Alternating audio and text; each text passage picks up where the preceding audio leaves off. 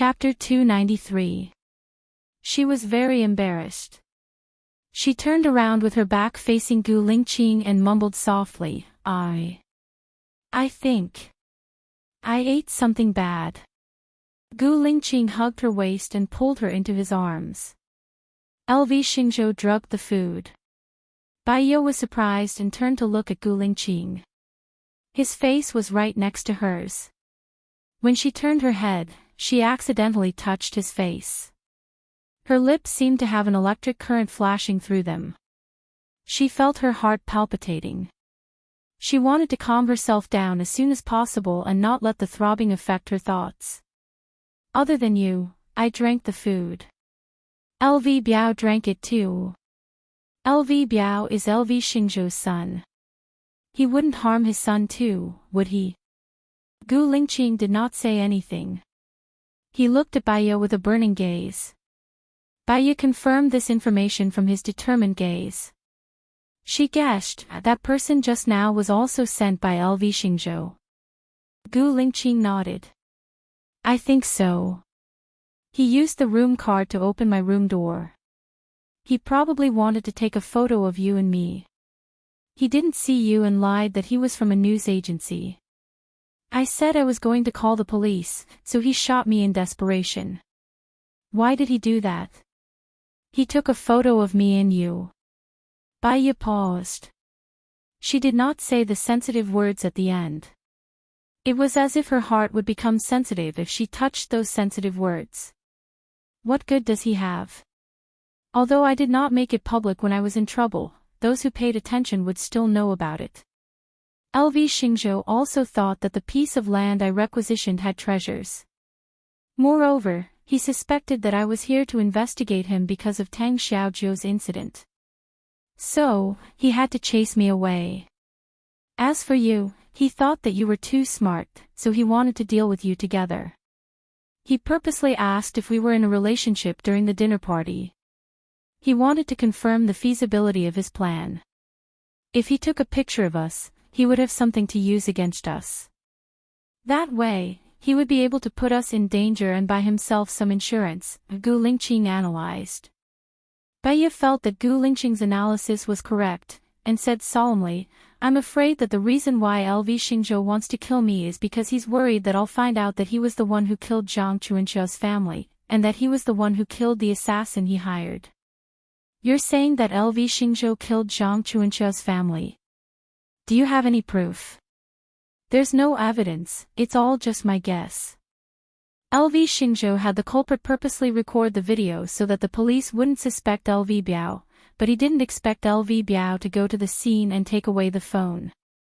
The police arrested Lu Biao, but Lu Biao didn't say anything, and there was no video found at the scene. LV Xingzhou guessed that LV Biao had taken it. He knew LV Biao, so he found LV Biao's hidden phone and saw the recording. In order not to implicate his son, he sent someone else to kill the murderer and wrote down the whole process of the crime to clear LV Biao's name, Bai Ye analyzed.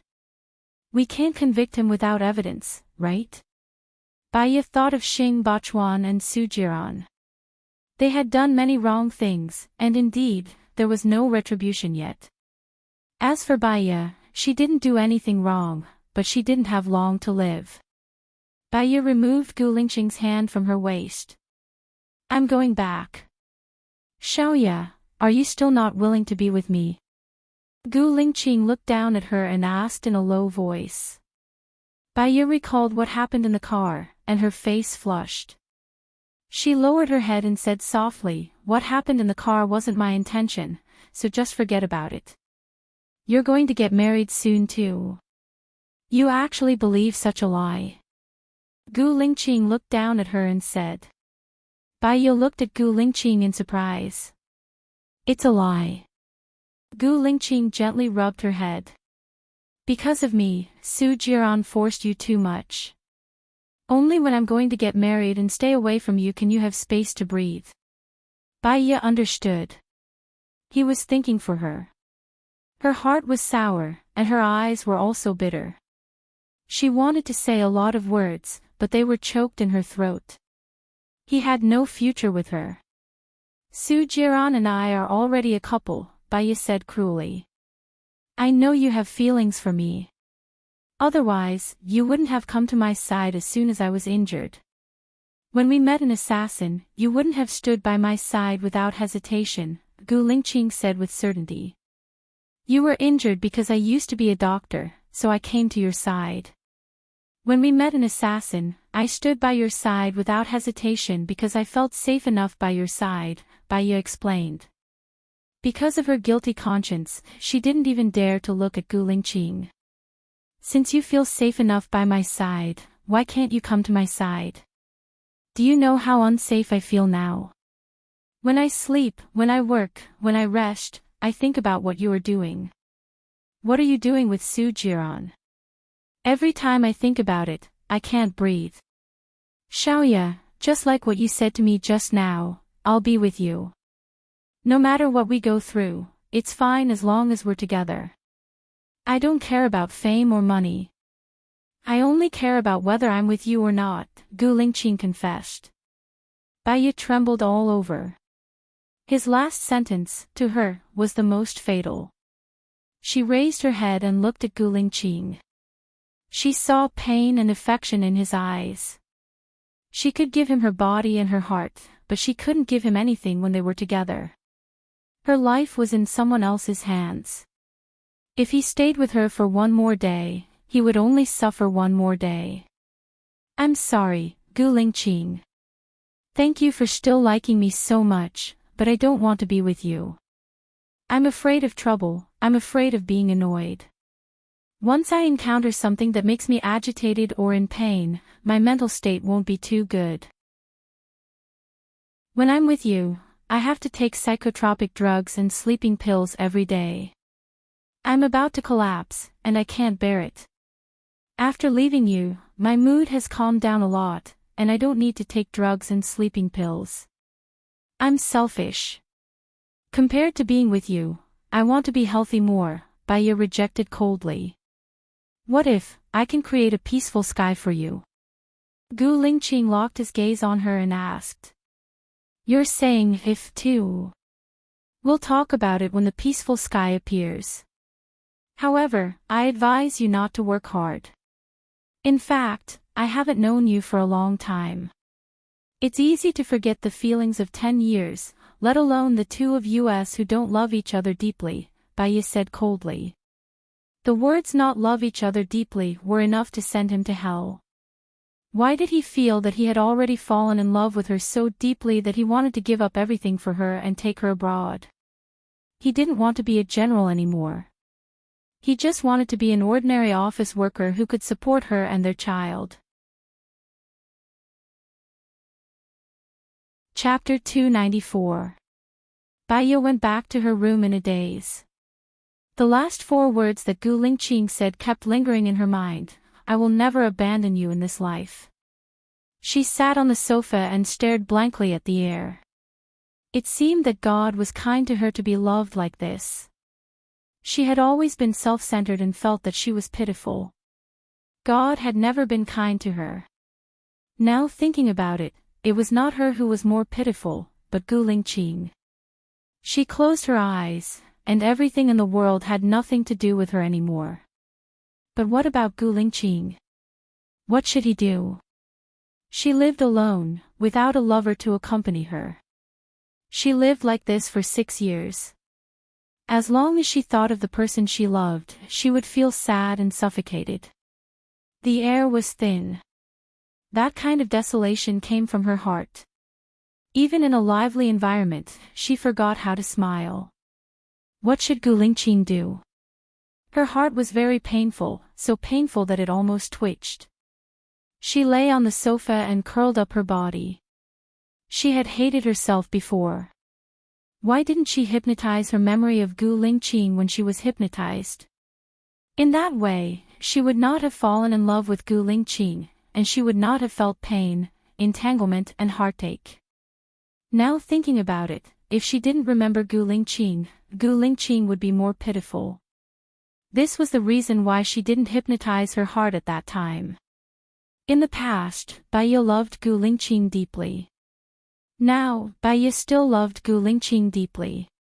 In fact, hypnosis didn't change anything except for curing her own mental problems. She lay quietly for 2 hours. When she heard the doorbell, she didn't want to move. She just wanted to lie quietly like this and slowly ease the heartache. But the person outside didn't seem to have the idea of giving up and kept pressing the doorbell. Baiya still didn't want to open it. It was quiet outside for a while. Suddenly, she heard the sound of ticking, and the door was opened. She got up in surprise and looked at the door. Su Jiran dragged his suitcase and stood at the door. Seeing her, his eyes were dark and unclear, as if he was examining and waiting for something. Standing next to him was the room manager. When the room manager saw Baiya, she smiled and explained, "He said that he's your boyfriend. We pressed the doorbell for a long time and thought that you weren't here." "I fell asleep," Baiya explained and stood up. "Why are you here?" "What? You don't welcome me?" Su Jiran asked in return. The corners of his mouth curled up as he dragged his luggage towards her. "Indeed, I'm not very welcome here," Baiya said bluntly. "You can always make my unhappy mood even more unhappy. This hasn't changed in the past 6 years." As Su Jiran spoke, he walked in front of her. "So, you still insist on being with a woman like me, who doesn't know how to be cultured?" Baiya said coldly. 10 years to grind away a slut. We haven't even been together for 7 years. "Let's see if I can grind away my slut in 10 years, Su Jiran said in a deep voice. His expression was very serious, and he did not seem to be joking. Since he was so self-deprecating, Baiya had nothing to say. "I'm going to the police station in a while," Baiya changed her words. "You don't look well. Are you not feeling well?" Su Jiran's tone softened. Baiya shook her head. "You know the condition of my body. All right, I won't talk about it anymore. You can do whatever you want." Baiya picked up her bag and went out. She walked to the side of the road to get a taxi. When the wind blew, it was a little cold, and she shivered. "Baiya." Chen Bin's car stopped in front of her. Baiya looked at Chen Bin. "What a coincidence. Why are you here?" "I'm here to look for you." "Get in the car," Chen Bin said with a heavy expression. Baiya guessed that he had thought it through. She got into the passenger seat and put on the seatbelt. "I thought about what you said before, and I feel that it does make sense. Could it be that Zhang Chuanxiao's family blackmailed the Liu family again, wanting to buy the villa, and the Liu family was so angry that they sent an assassin? Then, when the assassin was about to be caught, they ordered someone to kill the assassin." Chen Bin guessed. Baiya nodded. "If that's the case, then I can't find anything unreasonable about it. Is there any evidence?" Chen Bin frowned. He looked ahead, and his eyes flashed with a strange light. "No. If there is, your police station would have gone to arrest them. This case will probably cause a stir in the whole of country A." Baiya looked ahead with flagging interest. "Then what should we do? We can't let the assassin get away with it, right?" Chen Bin said worriedly. Baiya looked at him. "Heaven's net has a long way to go. Didn't you and I already know the truth? Now that we've gathered all the information about the assassin, maybe the turning point is right in front of us." Chen Bin clenched his fists and looked at Baiya. His gaze was a little strange. It seemed to be heartache, reluctance, and mixed with complicated feelings. "What's wrong?" Baiya noticed Chen Bin and asked, puzzled. "I feel sorry for LV Biao. He was born in that kind of family." Chen Bin frowned. "Maybe this is what he should bear. After all, he's really stronger than Zhang Chuanxia. It's not that he doesn't want revenge, it's just that it's not time yet." Baiya sighed. "Do you think there's really retribution in this world?" Chen Bin asked, looking at Baiya. There should be. It's because of this that more people control their actions, right? Yes. Do you want some water? Chenbin asked. Baiyi shook her head and looked out of the window. I don't want to drink. You don't seem to be going in the direction of the police station. I'll bring you somewhere, Chenbin said. Baiyi subconsciously put up her guard. Where are we going? Chenbin found a tree shade and stopped the car by the roadside. He looked at Baiyi. Do you know why I was transferred to Jinyuan City to be the bureau chief? My previous job has nothing to do with this. Why? Baiyi had a bad feeling. I'm LV Xingzhou's man, Chenbin said. Baiyi did not expect this. She turned around and tried to open the car door, but Chenbin had already locked the door. He took out a handkerchief from the cabinet, sprayed it with ether, and covered Baiyi's nose. Baiyi quickly held her breath and looked at Chenbin incredulously with her horrified eyes. Chenbin did not let go. He continued to cover her nose and said regretfully, I'm sorry. I just found out that the murderer was LV Xingzhou. He called me and asked me to kidnap you. If I didn't do that, not only would I lose my position, but my family and friends as well. I didn't expect that you would be the one transferred from the top to help us solve the case. I thought we were fated. Unfortunately, you shouldn't have offended Governor LV. The power behind him is beyond your imagination. Chapter 295. After an unknown amount of time, she opened her eyes. The sky was already dark, and she couldn't see anything. Her hands and feet were tied with ropes. She felt her body was floating. It should be on the surface of the water. Xiaoya, Xiaoya. She heard Gu Lingqing's voice and thought she was hearing things. Did she miss Gu Lingqing too much? Xiaoya, Xiaoya. Gu Lingqing's voice came again. She heard it clearly and quickly replied, I'm here, Gu Lingqing, Gu Lingqing. The light from the phone's flashlight shone in. Gu Lingqing opened the lid of the wooden box. Baiyi saw Gu Lingqing and asked in surprise, why are you here? Gu Lingqing untied the ropes on Baiyi's body and explained, it's a long story. Let's leave here first. Chenbin is still outside. Chenbin is outside. Baiyi panicked. She held Gu Lingqing's hand and said anxiously, Chenbin is LV Xingzhou's man. He was the one who kidnapped me and brought me here. What? Gu Lingqing sensed the danger. He heard a swoosh outside and opened the window. A flash of fire came. He didn't have time to think. He held Baiyi's hand and jumped out of the window. With a bang, the bomb exploded on the boat. Then, there were 9 deafening explosions. The boat was blown into pieces and sank. Gu Lingqing was shocked. Many things flashed in his mind. He had a terrible headache. He shook his head and tried not to think about it. He felt the pain and looked at Baiyi, who was also shocked. Wait for me here. Baiyi held Gu Lingqing's hand. There were only the two of them on the vast sea. She knew that she would soon be exhausted and drown in the sea. At this time, she did not want to be separated from him. Even if she died, she wanted to be together with him. We're running out of time. I'll come up and tell you later, Gu Lingqing said anxiously and then went downstream. She was the only one on the surface of the sea. It was pitch black all around, and she couldn't see any cameras. She seemed to have seen this scene before in her dreams.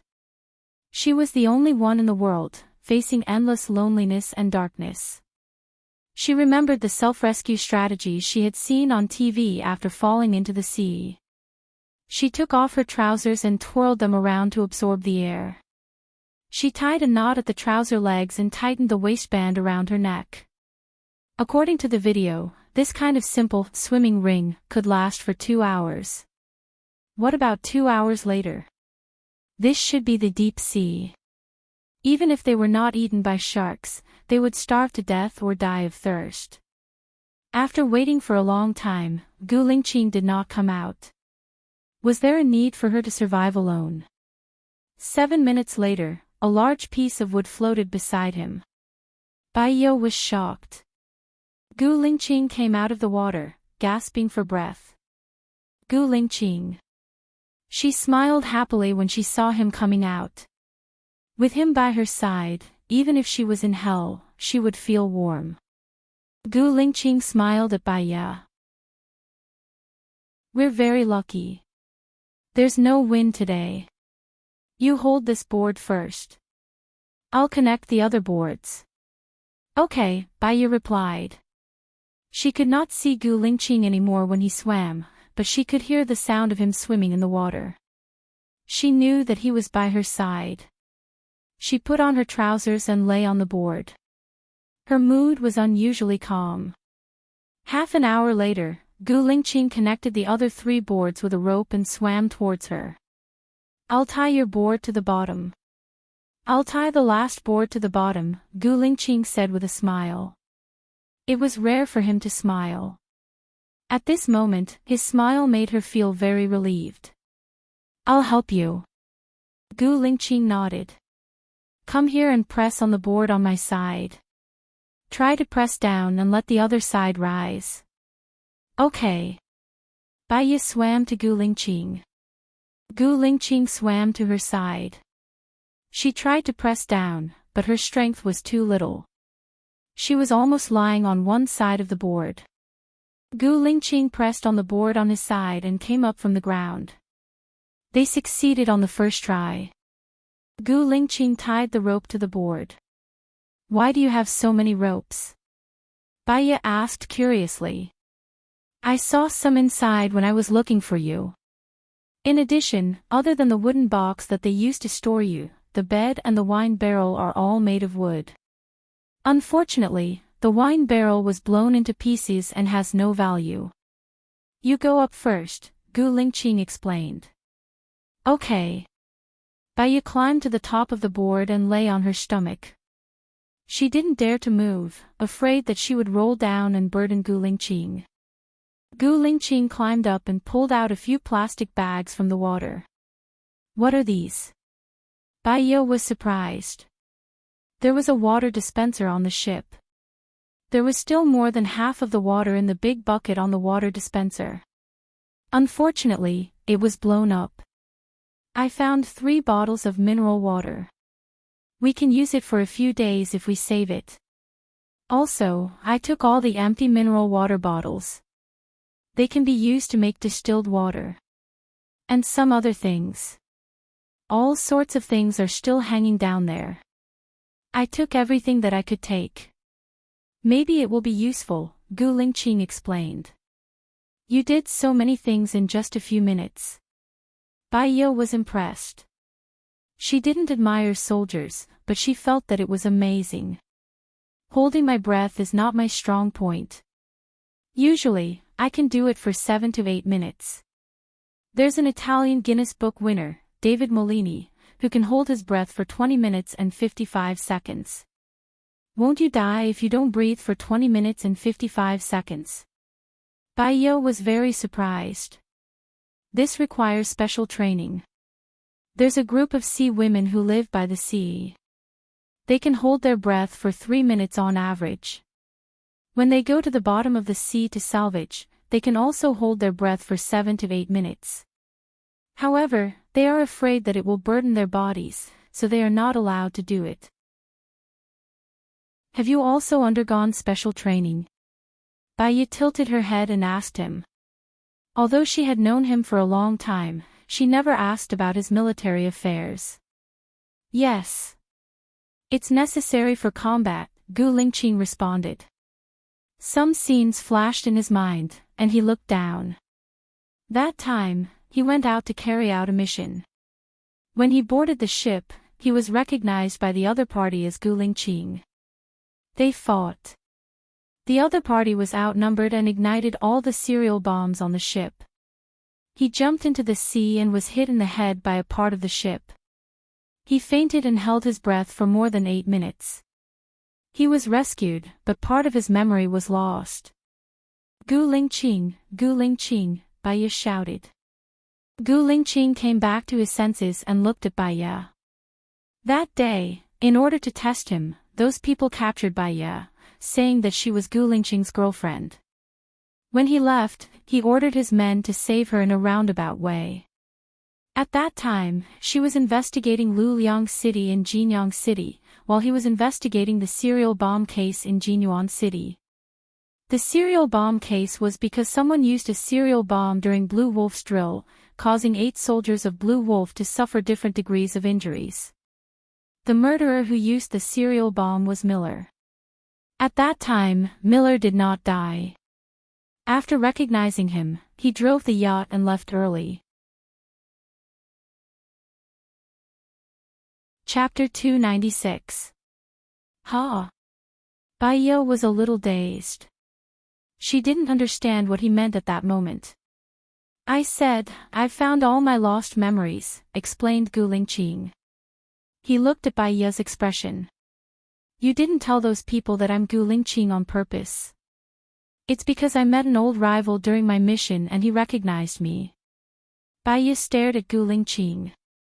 Many complicated thoughts flashed through her mind. It was hope. It was touching. It was because all her grievances had found a place to belong. It was also a sense of loss and gloom.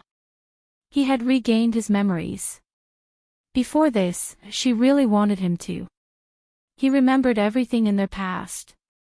The sweet, the sad, and the hard work they had together. Now, what could she do after knowing? Bai Ye turned around and looked into the distance. A gust of wind blew over. It was very cold. She shivered. Gu Lingqing hugged her from behind. His warm body temperature surrounded her instantly. Her back stiffened, still vaguely resisting something. Xiaoye, do you know how long the ship has been sailing for? Asked Gu Lingqing softly. What? Bai Ye looked at Gu Lingqing in confusion. Her heart trembled violently when she met his affectionate gaze. We sailed for more than 6 hours and found you. We're in the deep sea now, explained Gu Lingqing. She guessed that they were in the deep sea. If they were by the sea, LV Xingzhou would have blown them up. The sound would be too loud. Only in the deep sea could they be undetected. LV Xingzhou is indeed ruthless, but he seems to have underestimated your ability to survive. Bai Ye smiled bitterly. Gu Lingqing held her chin and lowered his head. Bai Ye stepped back subconsciously. Pain flashed through Gu Lingqing's eyes. If we can't go back anymore and die on this sea, you still won't open your heart to me. With your ability, we will definitely be able to go back, right? Your chief of staff will also carry out a search and rescue operation after seeing that you have disappeared for a few days, Bai Ye said with certainty. I know something happened to you, so I was in a hurry to come out. Chen Bin sent my men away. Even if they come to rescue us, they won't know that something happened to us at sea. Do you think they will come to rescue us at sea? Gu Lingqing asked. Bai Ye's heart skipped a beat. She looked at Gu Lingqing, trying to find traces of lying on his face, but there was none. Will we die at sea? Bai Ye asked. Gu Lingqing looked down at her. I might die, I might not. I don't want to die with regrets. Xiaoye, you still love me, right? She really didn't want to. She didn't want to struggle anymore. Pushing him away again and again was very tiring. She did not know what tomorrow would bring. Salvation or death. At the very least, he could maintain his current peace of mind. Is there any reason why I don't like you? In order not to marry Su Shaoling and protest to your parents, you cut off your little finger. In order not to marry Zhou Hailan, you lost your house and money, Bai Ye said. Her eyes were red. It sounded like she was scolding him, but her tone was touched. When Gu Lingqing heard that she did not deny it, he smiled. He lowered his head and kissed her lips. Once, twice, thrice. He pushed in and kissed her for a long time. The sky started to turn white. Baya leaned into his arms and looked at the sky. The red sun rose from the horizon. It dyed the surrounding clouds red and slowly jumped out of the water. What a beautiful, pure sunrise, Baya exclaimed. Gu Lingqing chuckled. Baya looked up at him. What are you laughing at? He lowered his head and kissed her. The sun is beautiful now because it's still far away from us. In fact, it's very dangerous to be baked at sea. After a day, your face will get sunburned. Yeah, Baya replied. This was her first time drifting on the sea. She had watched a survival show before, but she had forgotten the details. Gu Lingqing pulled out a parasol from under the boat and opened it. You even have this? Baya exclaimed. I think the owner of the boat used it to rest at the bow. I think it will be useful, so I took it. We'll go with the direction of the wind. Gu Lingqing fixed the parasol horizontally on the boat. Baya helped. After he was done, he spread the net into the sea and put it away. When the net was put away, there were indeed fish. There were more than 10 of them. They were not big, just a little thicker than a thumb. Baya was surprised. There are really fish. Gu Lingqing smiled. Later, I'll use a mineral water bottle to make distilled water. If it's successful, we won't die after floating on the sea for more than 10 days. More than 10 days. Baya pondered. Gu Lingqing scratched her nose. What are you thinking about? Tomorrow's matter was too far away for her. She did not want to think about it anymore. Even if she only had more than 10 days to live, she wanted to spend it happily with him. What should we do with the fish? Eat it raw? Baya asked. Gu Lingqing pulled out a large net bag from below. He opened the seal and took out 2 pots, a kitchen knife, and a chopping board. Baya was surprised. You took everything. There are only 2 good pots. I wanted to take a few more, Gu Lingqing explained. Baya smiled. Why do I feel like I can spend the rest of my life on this boat? You can think about it. Anyway, you're an obstetrician and you've delivered babies before. However, I'm worried that the boat is too small. We can have 1 or 2 babies, but if we have more, the boat won't be able to accommodate us, Gu Lingqing joked. Baya smiled faintly. She knew that Gu Lingqing was joking. It was a sunny day now. When the storm came, it would not be easy for the 2 of them to survive. Gu Lingqing washed the fish. Let me do it. I'm good at this. You can catch more fish. It's just right for the pot.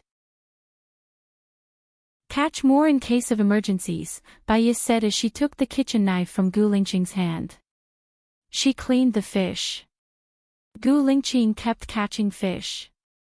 After 3 hours, the pot was full. Baya washed the fish clean.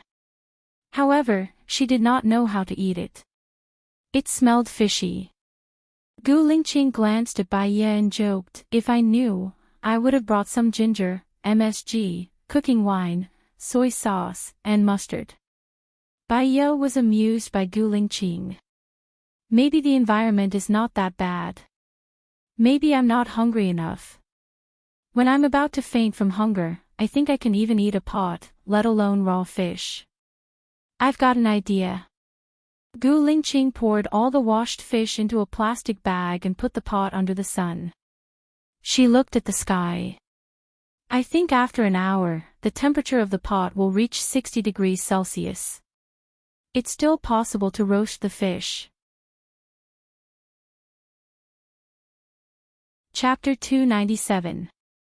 Oh right, you haven't slept since last night. Sleep for a while and I'll watch over you, Baya sat up and said. You didn't sleep last night either. I can stay up for a few days. You sleep first, Gu Lingqing said softly. I've been sleeping. You sleep. I want to enjoy the sea breeze and look at the blue sky and white clouds. Bai Ye patted his leg. Gu Lingqing smiled. His eyes were filled with love. He didn't refuse anymore and lay down beside Bai Ye. He put his right arm behind his head and didn't lean on Bai Ye's leg. He was afraid that she would be tired. Bai Ye looked at his strong facial features. When he was asleep, his lips were tightly pursed, like an elegant prince. God was actually kind to her. Although her life was short and she went through hardships, she was given such a good man. Gu Lingqing was too tired. Actually, after they separated, he had been insomnia and fell asleep soon. Bai Ye looked at the blue sky and white clouds, enjoying the moment. After some time, she felt a little sleepy and closed her eyes. After some time, she smelled the delicious smell of grilled fish and opened her eyes. Gu Lingqing had grilled more than 10 fish and was almost done. Sorry, I fell asleep too, Bai Ye apologized. It's okay, you didn't fall into the water, Gu Lingqing said with a smile and passed the pot to her. Try it. Bai Ye smelled it. The fishy smell was much less. It was the natural smell of fish. She pinched a little and put it in her mouth. It's delicious. Seawater is salty. This kind of fish has its own taste and is high in minerals. Eat more. Gu Lingqing continued to grill. He didn't use a spatula and used a knife to turn the fish over. Bai Ye was at the side, quietly deboning the fish. Gu Lingqing grilled half of the fish and prepared a lot of meat. Gu Lingqing didn't take it. He took another whole fish and ate it. All the bones here are deboned, Bai Ye reminded. You eat, I'll do it myself. I'm done. Gu Lingqing looked at Bai Ye. She longed for him to eat the fish she had cooked. He ate the fish she had cooked. Bai Ye showed a happy smile, and he also smiled with her. Don't give it to me. Eat it yourself. All right, Bai Ye replied. After eating, Gu Lingqing threaded the rest of the fish with a thread and put it on the parasol. Firstly, it could dry in the sun, and secondly, it could block a little more sunlight. Previously, he used a few mineral water bottles to make distilled water. It was very easy to make. He took a mineral water bottle, cut off the head of the bottle according to the ratio of 1/3, and then inverted it into a 2/3 cup of mineral water. Then, he poured seawater into the 2/3 cup of mineral water. The bottom of the mineral water bottle was removed and placed on top of it in a sealed state. When the sun shone on the seawater in the mineral water bottle, the water would evaporate. If it couldn't get out, it would condense into distilled water and fall back down. Unfortunately, there was no ice, and he couldn't use fire. Otherwise, it would be easy to get the distilled water. Gu Lingqing looked at the distilled water he made, and then looked at the time on his watch. It had been more than 5 hours, and he had only made 1 bottle cap. It was too little. He could only take a sip a day. A normal person's intake of water was at least 1,200 milliliters a day. It was simply not enough. Xiaoya. Gu Lingqing called out, looking troubled. What's wrong? Well, if you want to go on a smurf, the thing we lack the most on the sea is water, Gu Lingqing explained implicitly. Bai Ye instantly understood. She blushed and looked down. She had watched an adventure show before. The adventurer in the show was called Belle. He really ate everything. Deer feces, maggots on dead mice, and the placenta of animals that had started to rot. Before she even started to reach that kind of desperate situation, her stomach already felt uncomfortable. She lay on the wooden plank. Gu Lingqing could see the rejection in her heart. Drink some water first. We'll talk about it later. What time is it now? Bai Ye changed the topic. Gu Lingqing looked at the time on his watch, 4:20 in the afternoon. Bai Ye did not say anything. She looked at the sky in a daze. Gu Lingqing supported the side of her head with one hand. What are you thinking about?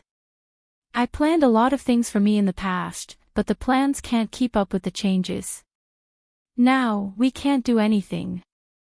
If we think too much, we will only get more and more irritated. Who knows, we might not live past a week. Bai Ye sighed. If we can only live for a week, what do you want to do? Gu Lingqing asked seriously. Bai Ye twitched the corner of her mouth. It seems like we can't do anything on the sea. I think it's good this way. Gu Lingqing said in a low voice and looked at her affectionately. At least, we are together. There were a few times when I really wanted to kidnap you. Oh right, what did you promise Su Jiran so that he would let me go? Bai Ye looked at Gu Lingqing with many complicated thoughts flashing through her eyes. She did not want to tell him that she was infected with the virus. What if she was saved? What awaited Gu Lingqing was despair. He asked you to divorce me and marry Zhou Hailan, Bai Ye said briefly.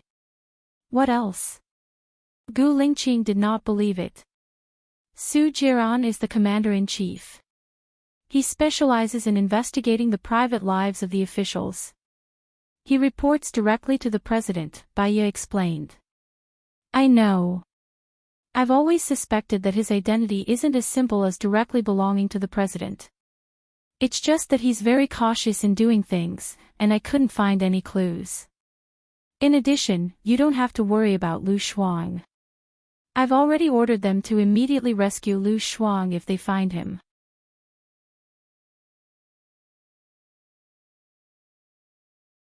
Chapter 298. With him around, there was nothing to be afraid of. If you fasten it for me, what about you? Bai Ye was worried. I'll be fine. If the plank turns over, I'll have to adjust it in time, Gu Lingqing said thoughtfully. If the wind and waves are too strong, your swimming speed won't be able to keep up with the speed of the waves. Bai Ye was worried. Without a plank, Gu Lingqing would die no matter how long she held her breath. I'll tie a very long rope to my hand. That way, I won't fall into the sea. Gu Lingqing saw Bai Ye's worry and comforted her. Can you fasten it firmly? Gu Lingqing smiled. Military buckles.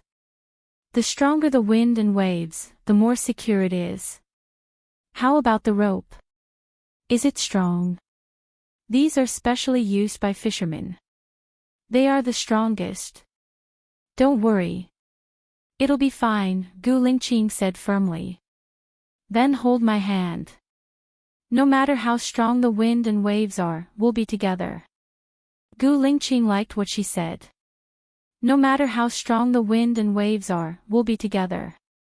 The heavy rain came a little later than she had expected. The sea breeze came before the heavy rain, and it was stronger than she had imagined. She held Gu Lingqing's hand tightly while Gu Lingqing's other hand held the pot tightly. Don't worry about the pot. You're in danger, Bai Ye said worriedly. We don't have enough water.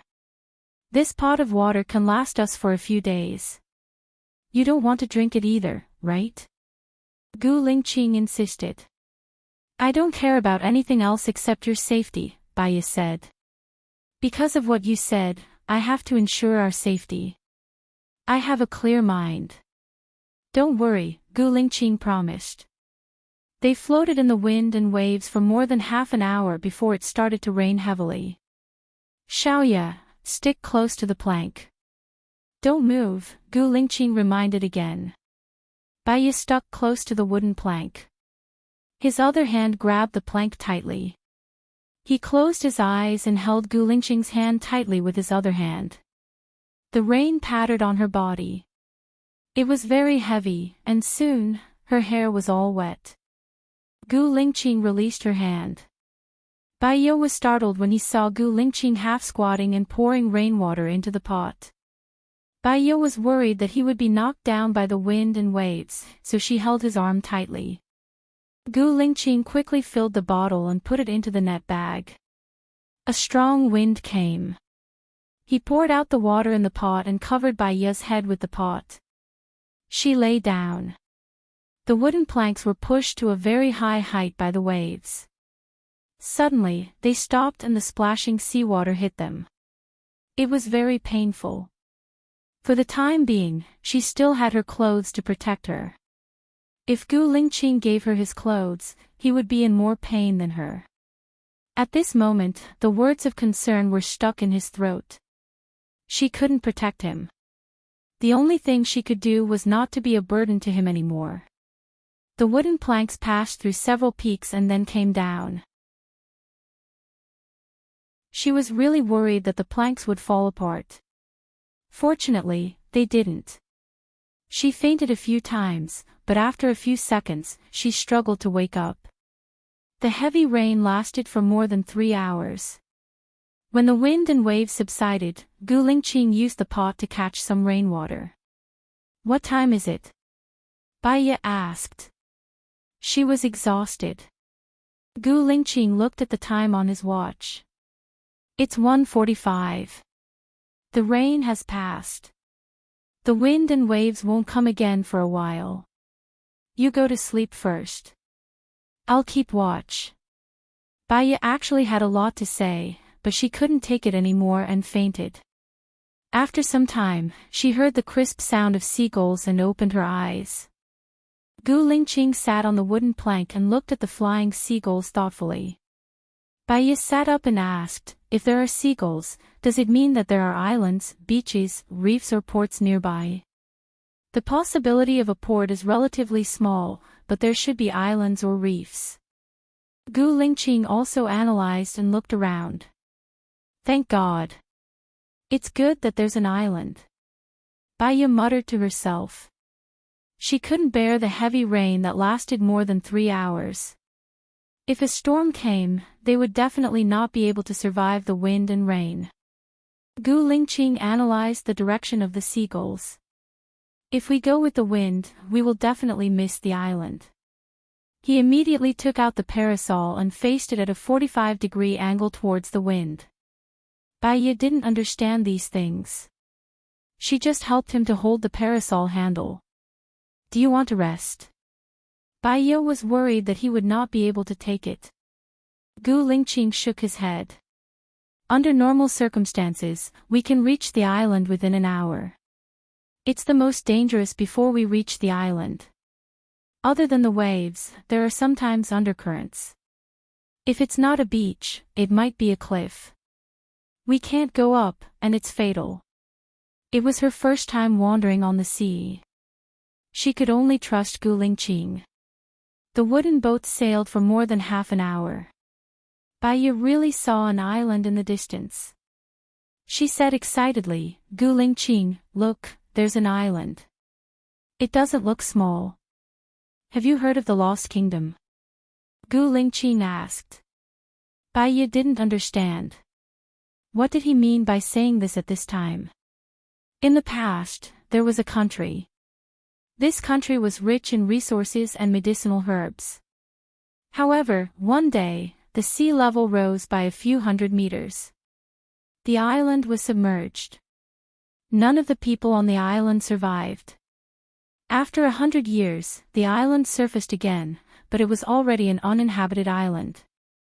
After another 100 years, the island was submerged again and again. Gu Lingqing explained. "You mean that the island in front is the Lost Kingdom you mentioned?"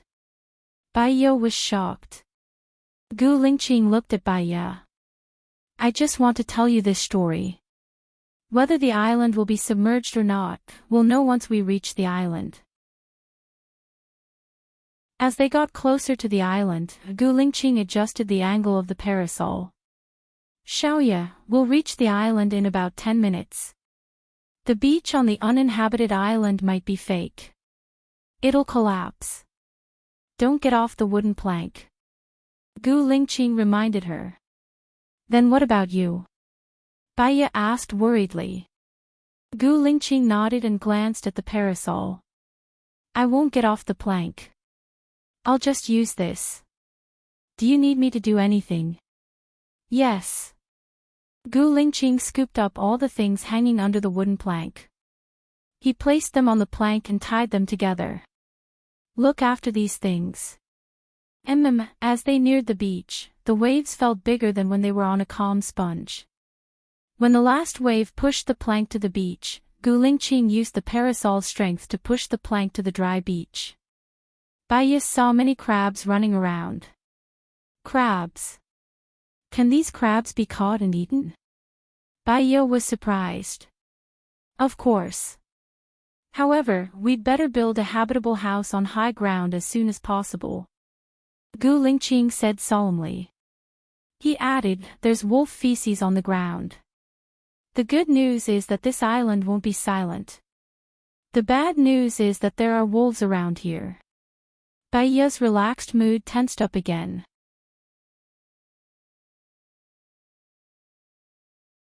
Chapter 299. Baiya looked at Gu Lingqing worriedly. She was not afraid of death, but she was afraid that Gu Lingqing would die. He was already a general at such a young age with outstanding military achievements and a powerful background. He might even become the president in a few years. Because of saving her, he became food for the wolves in the wilderness. It was a little pitiful. Gu Lingqing saw Baiya's worry and gently rubbed her cheek. Don't worry. The wolves don't come here every day.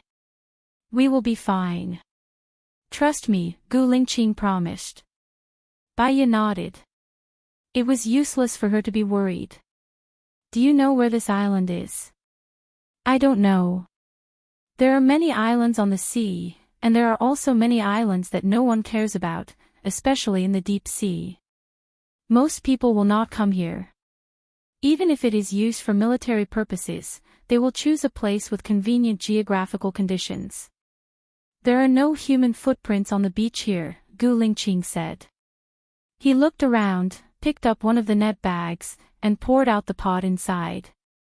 There was a kitchen knife, a dagger, a handgun, and a magazine in the pot.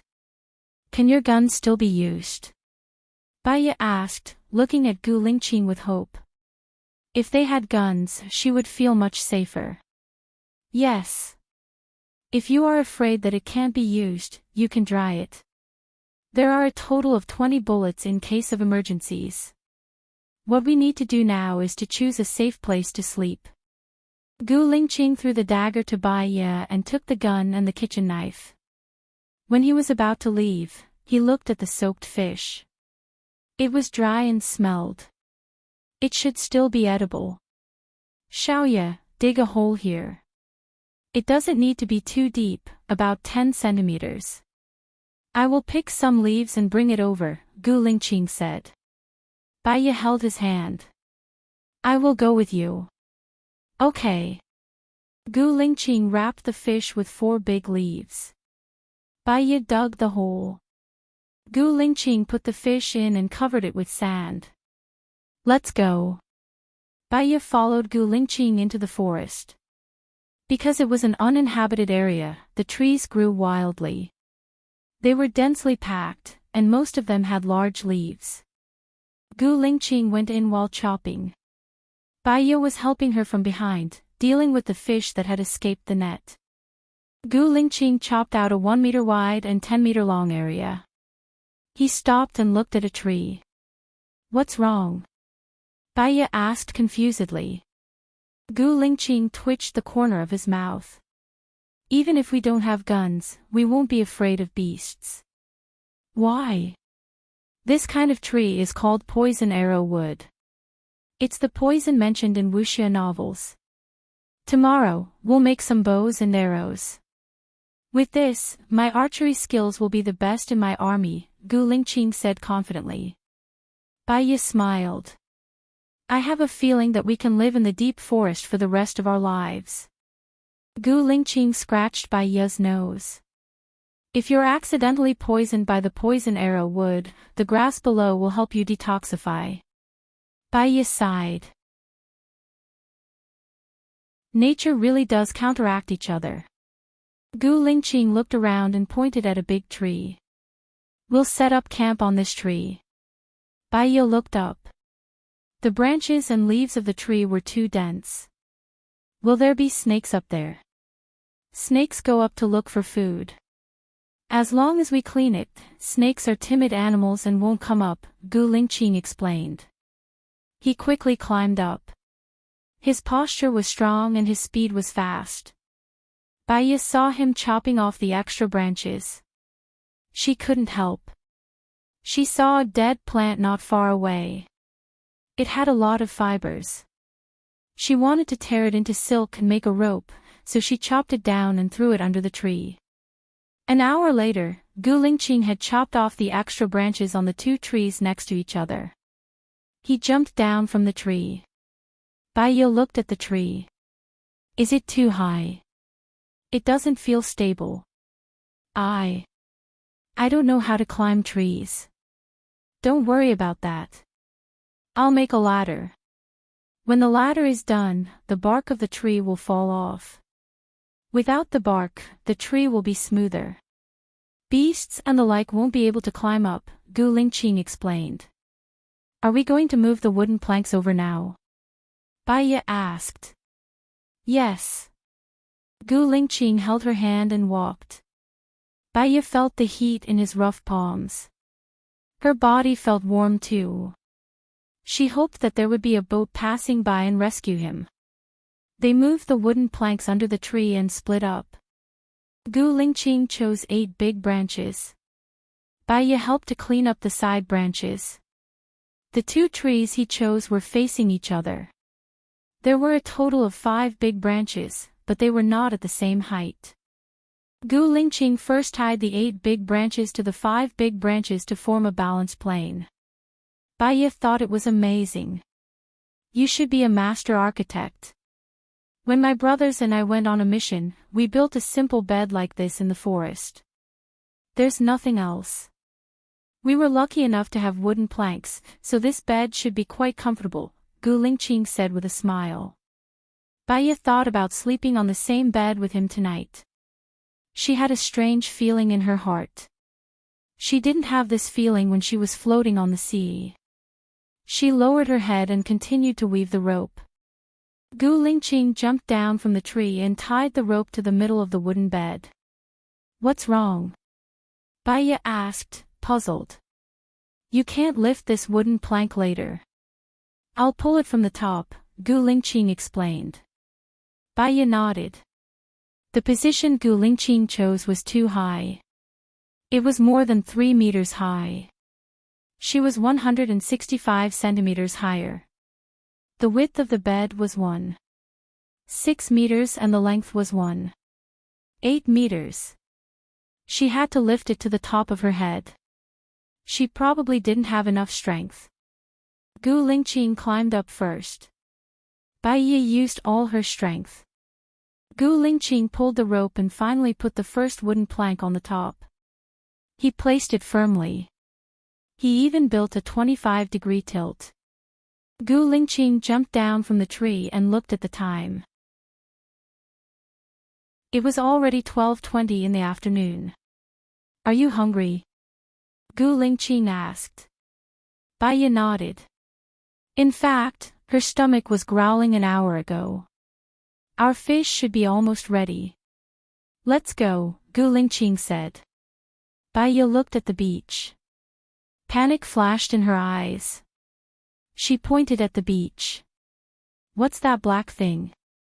Gu Lingqing followed Baya's gaze and looked over. The corner of her lips curled up slightly. Xiaoya, we're lucky. God sent us food so quickly. That's a wild boar. Gu Lingqing ran over excitedly. Be careful, Baya said worriedly. Gu Lingqing ran over. The wild boar was eating their fish. It heard the noise and turned around. Gu Lingqing took the opportunity to shoot. The bullet was fired at the wild boar's head. The wild boar swayed a few times and fell to the ground, motionless. Baya looked at the wild boar on the ground. Although she had eaten pork before, she had never killed a pig. Do you know how to kill a pig? Baiya asked Gu Lingqing. Chapter 300. Gu Lingqing was going to skin the wild boar at the beach, because he was worried that the smell of blood would attract more wild beasts. Baiya moved a lot of stones and stacked them together. On one side, they could block the sea breeze and make a fire. On the other side, they could put a pot. Because it rained last night, many dead trees and leaves were not dry. She carried some and put them on the beach to dry. Gu Lingqing was afraid that she would get sunburnt, so he gave her the umbrella to use. He also made a tool to drill wood to make a fire. The way to make it was to drill 2 holes in the wood and put the rope that Baiya made into it. Using the principle of rotation, Baiya only needed to pull the rope, and the wood would spin quickly. This method was faster than using the palm of the hand, and it was also less laborious. Baiya was lucky. It took her more than an hour to make the fire. She looked at Gu Lingqing. Gu Lingqing chopped off the wild boar's head and let the blood out. All the blood was put into the pot and poured into the sea. He did not know how to deal with the wild boar's head, so he put it in a plastic bag and prepared to find a place to bury it later. Baiya walked towards him. Gu Lingqing cut open the wild boar's stomach, and there were a lot of messy things inside. Why don't we just eat the meat and throw away the messy things inside? I don't eat animal organs, Gu Lingqing said to Baiya. Baiya glanced at Gu Lingqing. She knew how to deal with it, but without cooking wine and ginger, these things would probably be very smelly and would not be able to eat. Okay, Baiya replied. Gu Lingqing put all the internal organs together with the boar's head. Well, we need suet so that we can cook it. Maybe there will be wild vegetables. By the way, keep the pig's heart, Baiya said again. Gu Lingqing, Baiya realized that she had gone back on her words, so she was a little embarrassed and smiled dryly. It was already 15:00 in the afternoon when Gu Lingqing dealt with the wild boar. Baiya went to boil the lard in the wok. Gu Lingqing cut the meat from the wild boar leg into slices for easy stir-frying. They had a pot, oil, and salt, but no spatula. Baiya took a branch and stir-fried it. At 16:00, they finally ate the meat. Let's go pick up more dead wood later. The sun will set in 1 to 2 hours. I'm afraid that it won't dry out, so we have to keep the fire burning throughout the night. On one hand, it will provide light, and on the other hand, it will allow us to see ships passing by at night, said Baiya. Let's just make do with the first day. We'll be able to prepare more things tomorrow. Baiya nodded. Gu Lingqing wrapped the rest of the wild boar meat in a plastic bag and put it on their wooden bed. When they went to the forest to pick up the dead wood, Gu Lingqing brought back the plastic bag containing the wild boar's head, skin, and internal organs. It was very early in the forest. At 16:45, there was no light coming in. They did not dare to go too deep. They walked along the beach. When they were about 2 kilometers away, they saw a bamboo forest. Gu Lingqing, look, there's bamboo. Dead bamboo is easier to catch fire than wood, said Baiya excitedly. Let's go. Gu Lingqing held her hand and ran. Baiya picked up the dead wood and tied it up with a rope. Gu Lingqing used the bamboo to dig a hole 30 centimeters deep and buried the wild boar in the plastic bag. When they went back, Gu Lingqing chopped the thickest bamboo. Baiya dug up 6 fresh small bamboos, and each of them carried a bundle of bamboos back. The sun slowly went down. The sky was bright red, and the scenery was particularly beautiful. The sea breeze blowing on their faces was particularly comfortable. Baiya looked at Gu Lingqing's resolute and cold side profile, and the corner of her mouth slightly raised. If she didn't only have a month to live, she really wanted to live with him on the island for the rest of her life. Gu Lingqing looked at Baiya and caught her gaze. Baiya lowered his head guiltily, and his eyes flickered. Gu Lingqing chuckled. Are you going to shower later? Yes. Nowadays, there's a treatment called sea bathing. Seawater contains a lot of minerals such as potassium, sodium, magnesium, sulfur, etc. It can also kill bacteria. Many people use sea bathing to treat skin diseases, weight loss, and beauty. It's said that the fees are very high. Now that I'm here, it's free of charge. Baiye amused himself. Said. I'll give it a try later. Make sure where you can go. Bathing in the sea is good, but it's also very risky. Many people die from swimming in the sea every year, Gu Lingqing said worriedly. Yes. They arrived at the previous place. Baiye spread out the bamboo. Although the sun had gone down, the sea breeze could take away the humidity. The bamboo was flammable, so they could use it tonight. However, they might have to come out in the middle of the night to add it a few times. Gu Lingqing went into the water first. He took off his coat and pants, revealing his strong body. Although they had done it many times, she still felt embarrassed. He didn't look at her anymore, and went to move a lot of stones over to strengthen the wind wall. Xiaoya. Gu Lingqing walked towards her with a net bag. Baiye saw that there were many crabs, sea urchins, abalones, and sea cucumbers in the net bag. This place hasn't been developed, so it's rich in resources. There are so many things underneath. I've picked up so many in a short while. We'll have supper tonight, Gu Lingqing said with a smile, and poured all the things into the pot. Baiye was also surprised.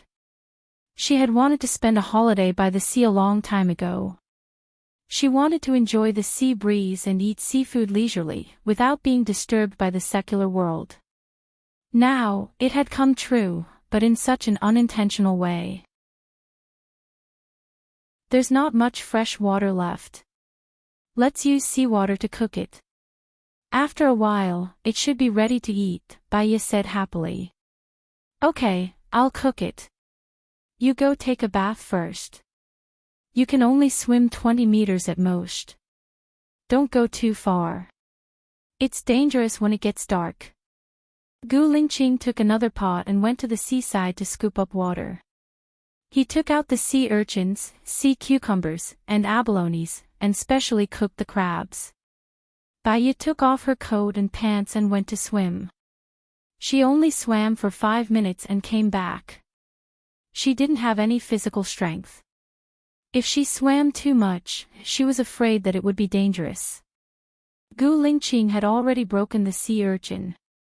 It was the first time that Baiye saw this kind of fresh sea urchin. There were 5 small pieces of something that looked like yellow in it. This can be eaten raw. Do you want to eat it? Gu Lingqing passed the broken sea urchin to Baiye. Baiye took the sea urchin and sat on the stone next to him. She ate a little. It was sticky and a little sweet, but she wasn't used to it. She passed the sea urchin to Gu Lingqing. Gu Lingqing ate all the yellow stuff in one gulp. He ate the remaining 3. Baiye saw that he didn't have any strange expression. Is it delicious? Yes, it's quite sweet, Gu Lingqing replied. Then you should eat more. Gu Lingqing looked at Baiye. Do you know the effects of sea urchins? Seafood and the like are very high in minerals. It's probably calcium and zinc supplements, Baiye guessed. Sea urchins contain a lot of structural proteins that are unique to the sex glands of animals, such as lecithin. It's a bioactive substance with male hormones.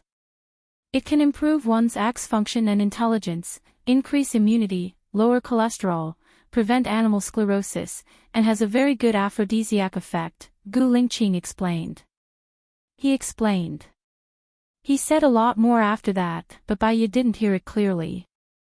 She only remembered, improving one's sex function. She cleared her throat awkwardly, turned her face away, and drank some water. Chapter 301. Baiyo was very nervous. Well, the best things should be done in moderation. Things will go in the opposite direction when they reach an extreme. Gu Lingqing chuckled and teased, "What are you afraid of? Are you afraid that I'll eat you?" Well. Baiyu drew circles with the branch casually. "I'm a little tired today." Gu Lingqing laughed even more happily. "What are you thinking about?" Baiyu looked at him. "Don't you think it's inappropriate for us to wear wet clothes?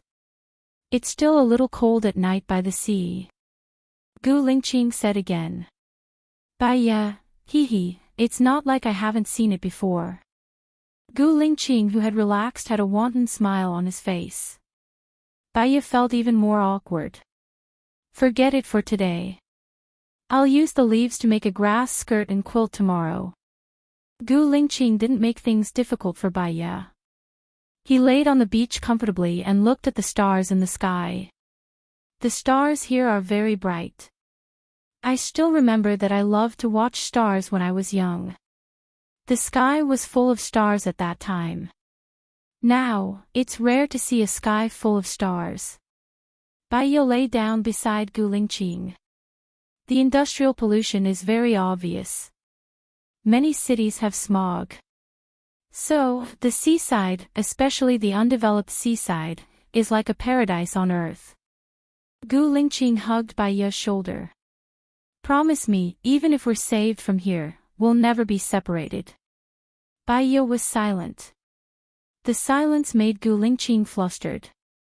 He looked at Baiya. Baiya responded.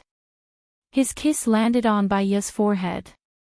He got up and started cutting the new bamboo. "What are you doing?" Baiya asked confusedly and sat up. "Making a ladder. This bamboo is 10 meters tall. I will first cut out 2 sections that are about 4 meters tall. Every 50 centimeters, I will make a hole and insert the bamboo pieces into it. Then, I can make a ladder." As Gu Lingqing spoke, he worked at the same time. First, he compared 2 sections of bamboo to make a mark at the same height. He split the remaining 2 meters of bamboo from the middle. It was cut into 7 sections, each about 3 centimeters long. Because the higher it was, the thinner the bamboo was, and the bamboo pieces were of different sizes. Therefore, the size of each hole had to be the same as the bamboo piece. Baiya helped Gu Lingqing with it. Gu Lingqing was afraid that Baiya would cut his hand because it was a slow work and required a certain amount of strength. Use the remaining bamboo to make 2 pairs of chopsticks. That way, I won't have to worry about getting scalded. Okay. Baiya used the remaining bamboo to make 4 pairs of chopsticks and a spatula. Gu Lingqing looked at the chopsticks made by Baiya and laughed. "Are the extra chopsticks prepared for the guests?" Baiya also thought this sentence was quite funny, so he laughed too. "Or are you preparing it for our children? It seems a little early to make it for our children." Gu Lingqing joked. She didn't know whether it was because of the fire or because Baiya was shy, but her face was red. She looked very beautiful without any makeup. "I'm afraid that I'll lose a pair. We still have a spare pair," Baiya explained. Look, the crabs seem to be cooked," Gu Lingqing reminded. Baiya used the chopsticks to pick up the crabs. Because the head was too big and asymmetrical, it was a little difficult to pick up the crabs. It turned out that making chopsticks was also a technical work. She finally picked up 2 crabs and put them on the big leaves to cool for a while. Then, she used a dagger to cut the bamboo to improve the size of her chopsticks. She ground the 2 sides of the chopsticks so that the chopsticks could be combined. Then, she slowly shrunk the 2 ends so that it would be easier to pick up the crabs. "Eat it first. Is it delicious?" Gu Lingqing asked. Baiya broke open the crabs and drank the gravy inside. It was salty and very delicious. She gave a thumbs up. "It's very delicious, but I'm worried that we won't have enough fresh water." Don't worry. We have a pot and seawater. We can still make distilled water. We can also look for fresh water when we go out to look for wild vegetables tomorrow morning. When we're free, we can dig a few ponds to store water. Gu Lingqing said. We have bamboo shoots in the morning. It's wild pork stew with bamboo shoots. Let's go out after breakfast. As Baiye spoke, she peeled a crab foot and put it in front of Gu Lingqing's mouth. Don't peel it for me. Eat it yourself. Gu Lingqing felt sorry for her hands. Then don't cook first. Eat a crab. There are so many here. We can't finish it. Gu Lingqing looked at the time. She washed her hands with seawater and sat next to Baiye to eat the crab. Baiye listened to the whistling sea breeze and the sound of the waves hitting the rocks. If she thought of it as a holiday instead of being stranded on a deserted island, it felt pretty good. Gu Lingqing ate a crab and started to make a ladder. Baiye ate too. She broke the abalone and cut it into thin slices. She put it in the pot and scalded it. Then, she put it in her mouth. It was very delicious. Try this. Baiye picked up a small piece and scalded it in the pot. Then, she handed it to Gu Lingqing. Gu Lingqing ate it. It's really not bad. I guess the chef in the restaurant can only cook like this. The difference is that what we eat is the freshest. Hee, yes. You can't buy the freshest. She and Gu Lingqing ate the abalone. Baiye also cut the sea cucumber into thin slices. Did you notice that abalone and sea cucumber taste almost the same? Just like all kinds of shellfish, they taste almost the same. Baiye asked. There are still some differences. For example, the meat of scallops is cylindrical. When you eat it, it tastes more chewy. Oysters are soft, like a piece of fat that will melt in your mouth. As for clams, they are bigger and have more edible parts. Razor clams are also different. Gu Lingqing said seriously. I feel like you are a gourmet expert. Baiye said casually. In fact, today is the day I eat the most, Gu Lingqing replied. You also ate a lot when you were near my school last time. Baiye reminded. But not as much as today. I ate a pork leg, right? Gu Lingqing asked. Baiye smiled. I think so.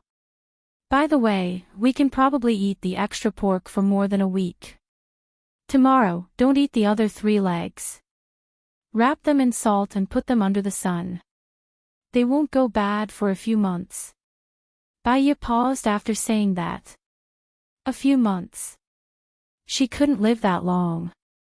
If she died, Gu Lingqing would be the only one on the island. If that happened, he would be too pitiful. What are you thinking? Why don't you say it? Gu Lingqing looked at her. Baiye came back to her senses and continued, I think we can eat the spare ribs tomorrow. We might as well stew it in a big pot.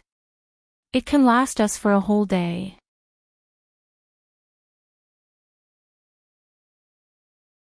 Chapter 302.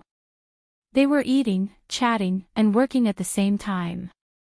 Before they knew it, it was already 11:15 at night. Gu Lingqing finished climbing the ladder. Baiye glanced at the direction of the bed. It was very dark inside. It looked bottomless, as if it was filled with unknown terrifying power. It's very dark, Baiye said worriedly. Don't worry. Gu Lingqing poured lard on the thicker rope that Baiye made, tied it to a wooden stick, and put it on the fire. A torch was soon made. He carried the ladder and walked in the front, holding a kitchen knife in the other hand. Baiye held the torch in one hand and their parasol in the other. He went back to their bed. Previously, Gu Lingqing had cut a path that was 1 meter wide and 10 meters long. The ground was clean and tidy. First, if they saw a wild animal, they could climb to the bed as fast as possible. Second, if there was a boat passing by, they could also see it. Thirdly, they had to avoid starting a fire if they were carrying a torch. When they reached the bed, Gu Lingqing first tried the chair. It was very solid. He put the parasol on it and looked at the pork on the bed. He was not used to sleeping with pork in his arms. Xiaoya, we need to go back to the beach and hide our pork under the stone house, Gu Lingqing said. Yes, not only that, I think we should move some stones here and make a fire here. Otherwise, the torch won't be easy to fix. Besides, I'm afraid the torch won't last until dawn. I'm afraid of the dark, Baiye said apologetically. Okay.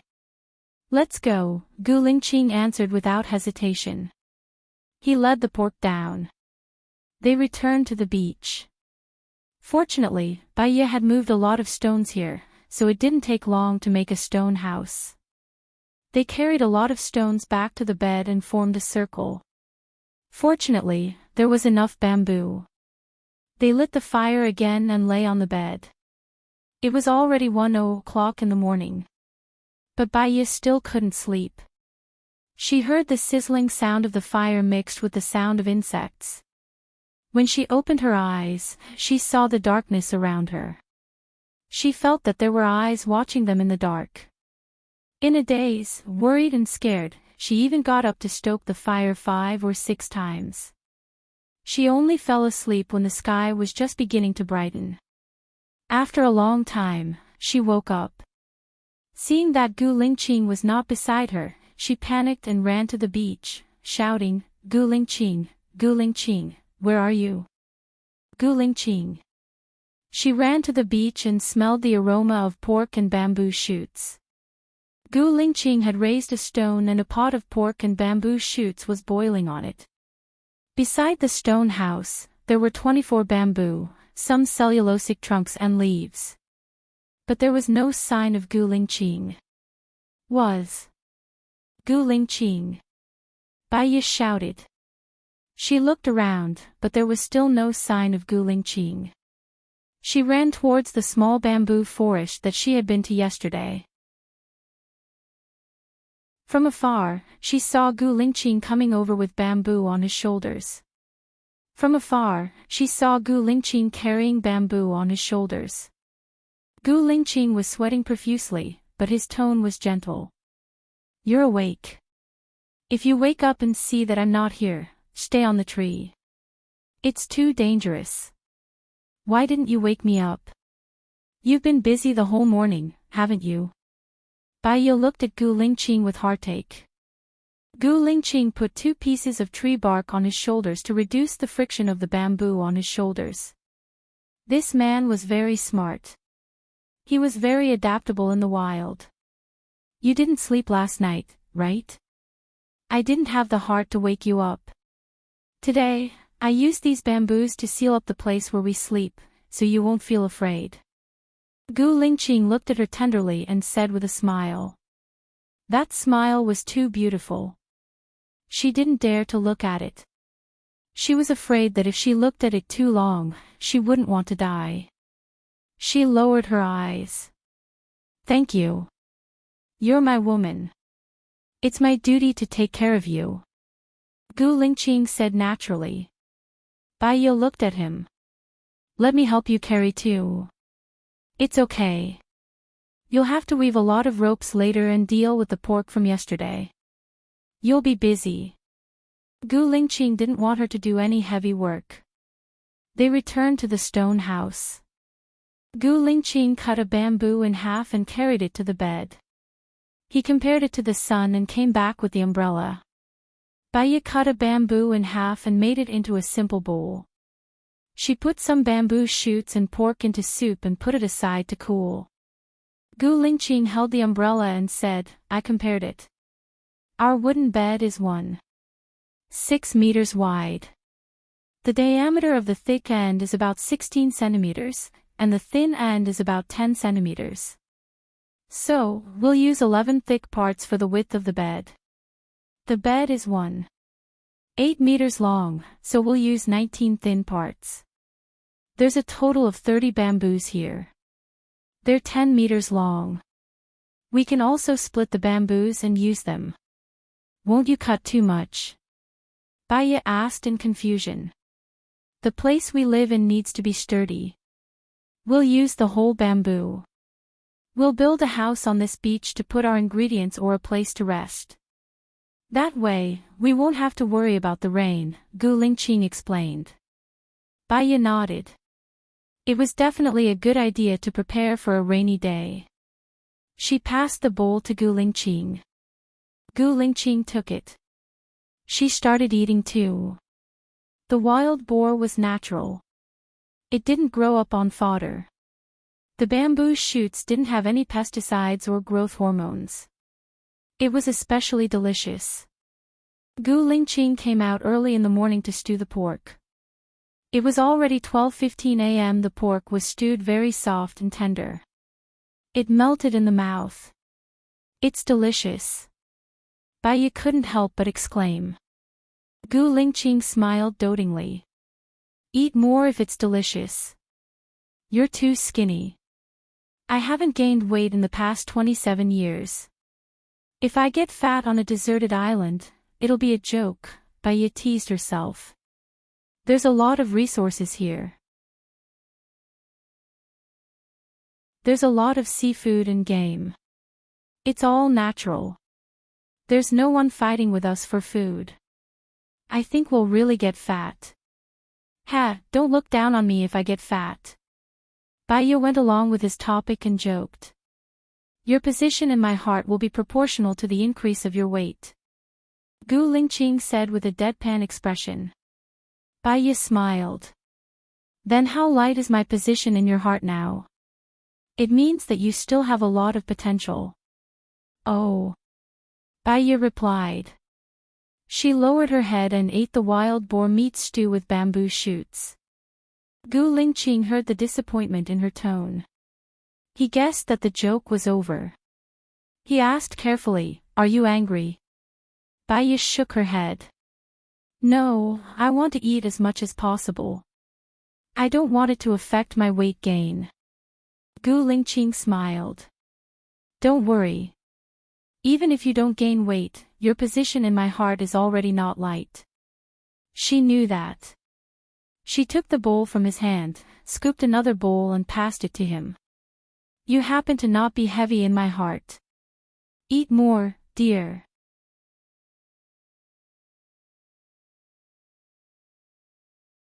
Chapter 303. That's not what she meant by kiss. Gu Lingqing did it on purpose. She didn't want to answer him. Let's hurry up. It'll be terrible if it rains tonight. Gu Lingqing nodded and said thoughtfully, It's good if it rains.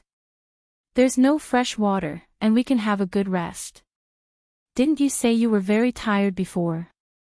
Baya's face became hot.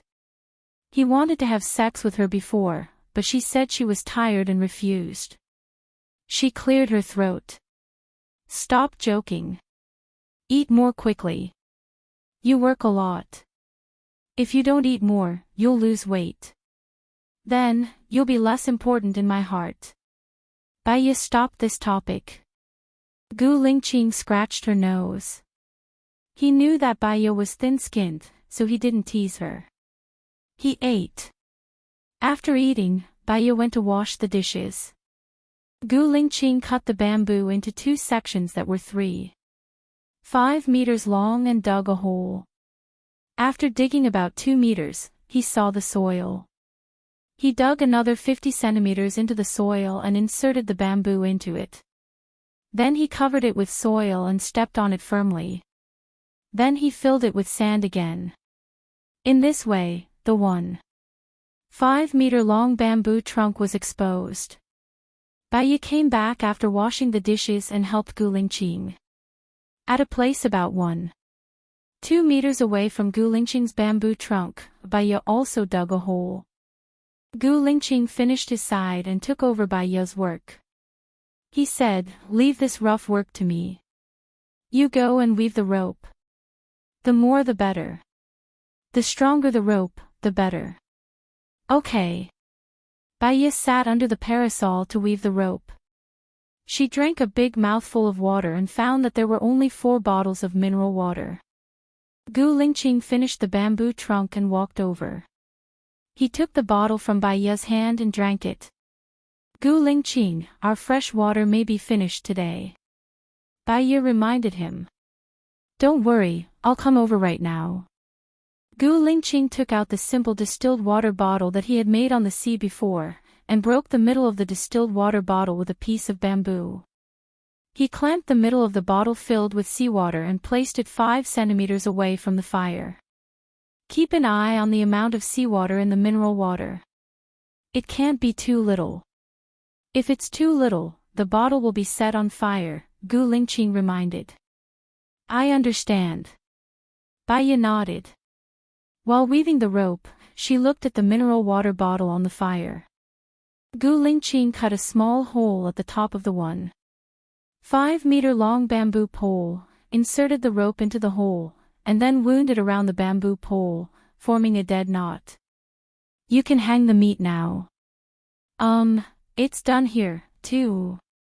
Baiya took down the bamboo pole with the mineral water bottle. Don't touch it yet. It's very hot. Put it aside and let it cool, Gu Lingqing reminded. Baiya looked at the inside of the mineral water bottle. It was very fast to make distilled water in this way. The inverted 1/3 of the mineral water bottle was already 2/3 full. Although the process of making water was more troublesome, she was not afraid of running out of water. While she was cooling the mineral water bottle, she went to deal with the pork. She pierced a hole in the pork leg with a dagger, threaded the rope into it, and hung it on the clothesline.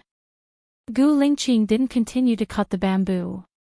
Instead, he took out the fishing net and used the rope to surround it, making it into the shape of a pocket. Baiya continued to weave the rope.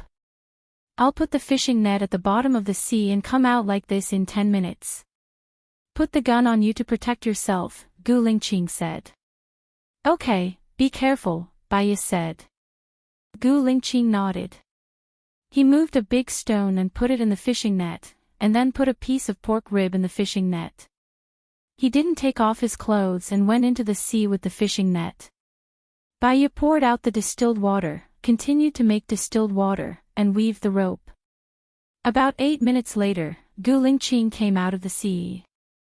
He took off his coat and pants, and hung them on the clothesline, revealing his strong chest and 8 chocolate-like abdominal muscles. She felt that he seemed to be stronger than before. Gu Lingqing looked at her. She cleared her throat. Do you want to eat fish tonight? We might not even finish this pot of pork stewed with bamboo shoots. I'll fix up our small house first. If there's time, I want to dig a pond and pour the seawater into it. We can raise fish or something.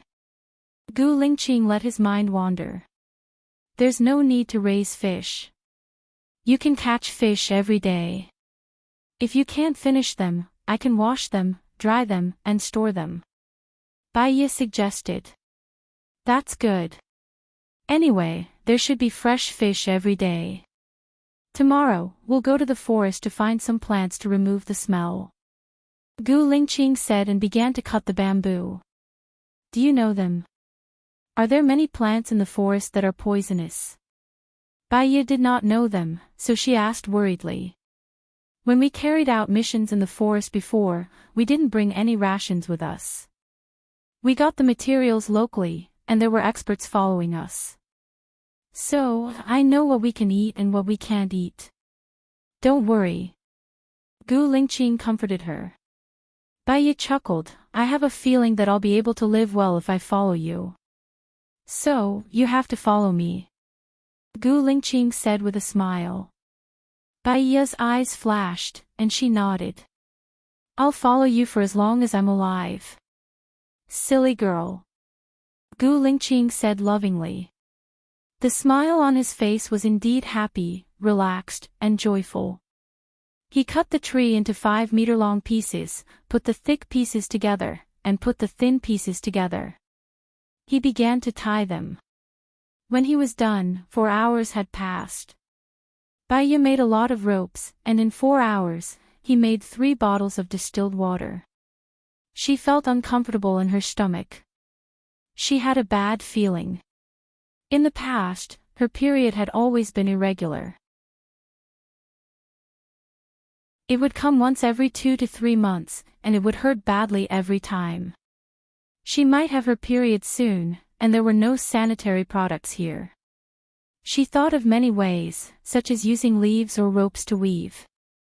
The ancient people seemed to have used charcoal ash, which could absorb water.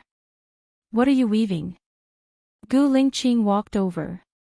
Baiya blushed, some necessities. Come over and take a look at our hut, Gu Lingqing said.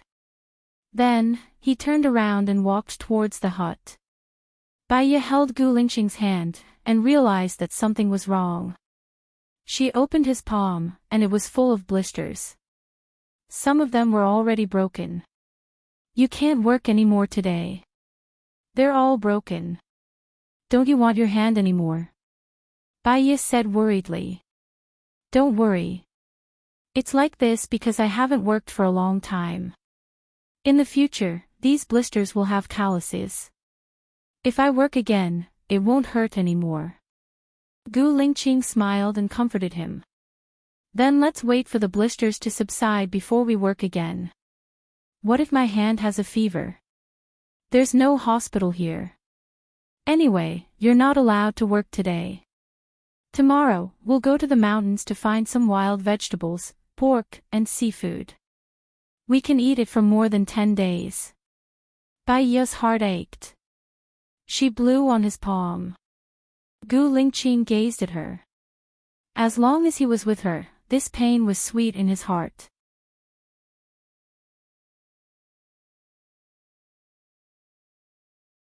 Chapter 304. I'll listen to you. Come, take a look at our home, Gu Lingqing said with a smile. Hearing the word home, Baiya paused. She had always longed for a home, so when she heard the word home, she felt especially warm. Gu Lingqing held her hand and walked. Baiya saw their house. Gu Lingqing blocked 3 sides of the house with bamboo and covered it with a bamboo roof, facing the sea. The bamboo ladder was placed at the edge, and he moved the stones under the house. Even if it rained, it would not get wet. I'll use the bamboo to make 2 doors later. When we sleep, it will be in a sealed state, Gu Lingqing imagined. I'll do it. Your hand must rest today, Baiya said forcefully. He did not want her to do the manual work. How about we replace the door with a wooden plank today, and I'll do it tomorrow. I'm not waiting for you to do it tomorrow. I'm waiting for your hand to recover, Baiya corrected. Okay. Gu Lingqing nodded. There will probably be more mosquitoes next month, but it's okay. We can definitely finish the hut in a month. Gu Lingqing was completely in the mode of a wife-doting maniac. Baiya frowned slightly. Yes, there would be more mosquitoes in a month. When she passed away, Gu Lingqing still had to survive. She had to do more work. Let's go to the beach. It's time for dinner. After dinner, go down and see if there are any fish in the net, Baiya said. Okay. They returned to the beach. After dinner, Gu Lingqing ate up all the pork stewed bamboo shoots in the pot, and went down to the sea. She had to make more dried fish to ensure that Gu Lingqing could eat it for a long time. That way, even if no one passed by, Gu Lingqing would make a sturdy bamboo raft to leave. She sat down and used a wide fiber to weave a bag. She weaved it quickly, and in 10 minutes, she finished it. Gu Lingqing emerged from the sea and walked with difficulty. Baiya ran over worriedly. What's wrong? Are you hurt? Gu Lingqing smiled. How is that possible? There are too many fish, prawns, and crabs, so it took a lot of effort. Baiya looked at the fishing net in the water and really saw the densely packed fish. Gu Lingqing passed the net port to Baiya. Hold the opening tightly. Baiya held the opening tightly while Gu Lingqing carried the stone. Baiya saw a lot of fish jumping around inside. Is it 100 Jean? Baiya asked in surprise. Gu Lingqing nodded. More or less. I think you'll be busy today. I'll help you kill the fish later. It won't take too much effort. No, these seafood have a lot of viruses on them. Some parts of your palm are injured. There was once a scientist who killed fish, but his wound got infected and he died. Leave the killing to me. We still have half of the spare ribs. Do you want to continue stewing the spare ribs and bamboo shoots? We can eat it tomorrow. Baiya said firmly. Gu Lingqing was helpless. I've been eating stewing ribs and bamboo shoots for the whole day. No matter how delicious it is, I'm sick of it. I'll bring you to dig some wild vegetables tomorrow. How about this? We'll dry all the pork legs. You can cut off all the fat from the pig and boil the oil. I'll marinate the rest of the spare ribs, spine, and lean meat with salt. This way, it can be eaten for more than 10 days without spoiling. Gu Lingqing nodded. All right, I'll boil the oil. Baiya was relieved. The cleaver was blunt after cutting the bamboo for the whole day. Baiya brushed some sand and placed it on the stone. She sharpened the cleaver and started to kill the fish. The fish were all in groups. Baiya did not know what kind of fish they were. They were all about the same size. One of them was about 8 to 9 grams. There were also a few especially big and small ones. There were also more than 10 fish that were not of this breed. In order to speed up the process, Baiya threw away the fish's head and organs. She only kept the fish bubbles. Fish bubbles were good stuff.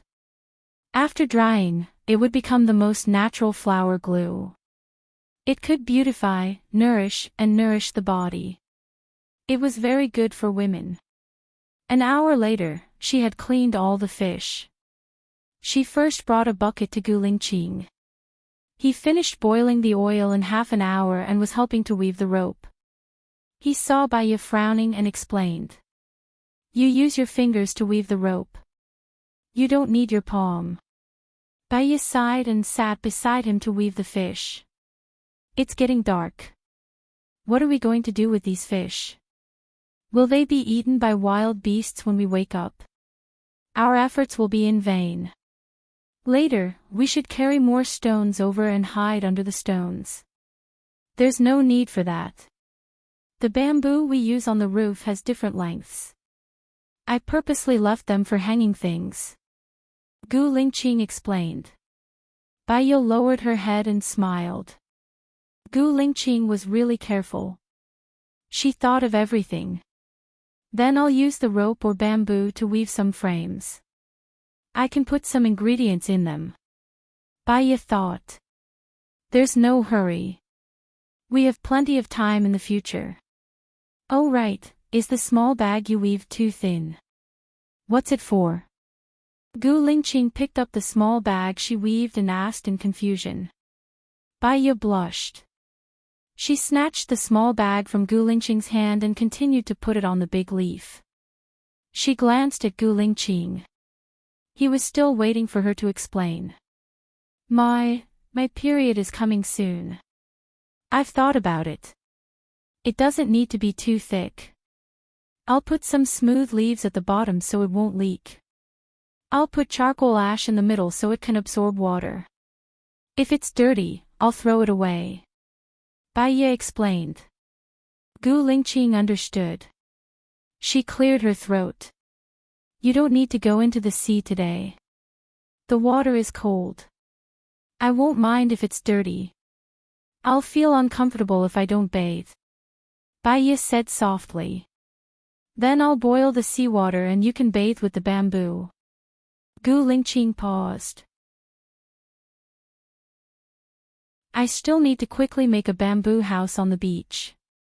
You can hide in it and bathe. The sea breeze is too cold. I'm not that delicate. There's no hurry. I haven't come yet, right? It'll be too late when your hand recovers. Then you can bathe under our house first. I'll use a parasol to cover the side facing the sea. It should be able to block a lot of wind. Gu Lingqing thought about it. Baiya felt that he was sadder about her than she was. She smiled. That's a good idea. I suddenly realized that our house is still a two-story bungalow. Gu Lingqing was amused by Baiya. I'll go pick more leaves later and dig out the charcoal ash. I'll make a few more tonight in case of emergencies. Teach me how to weave small bags later, and I'll help you. Baiya was amused. Baiya blushed.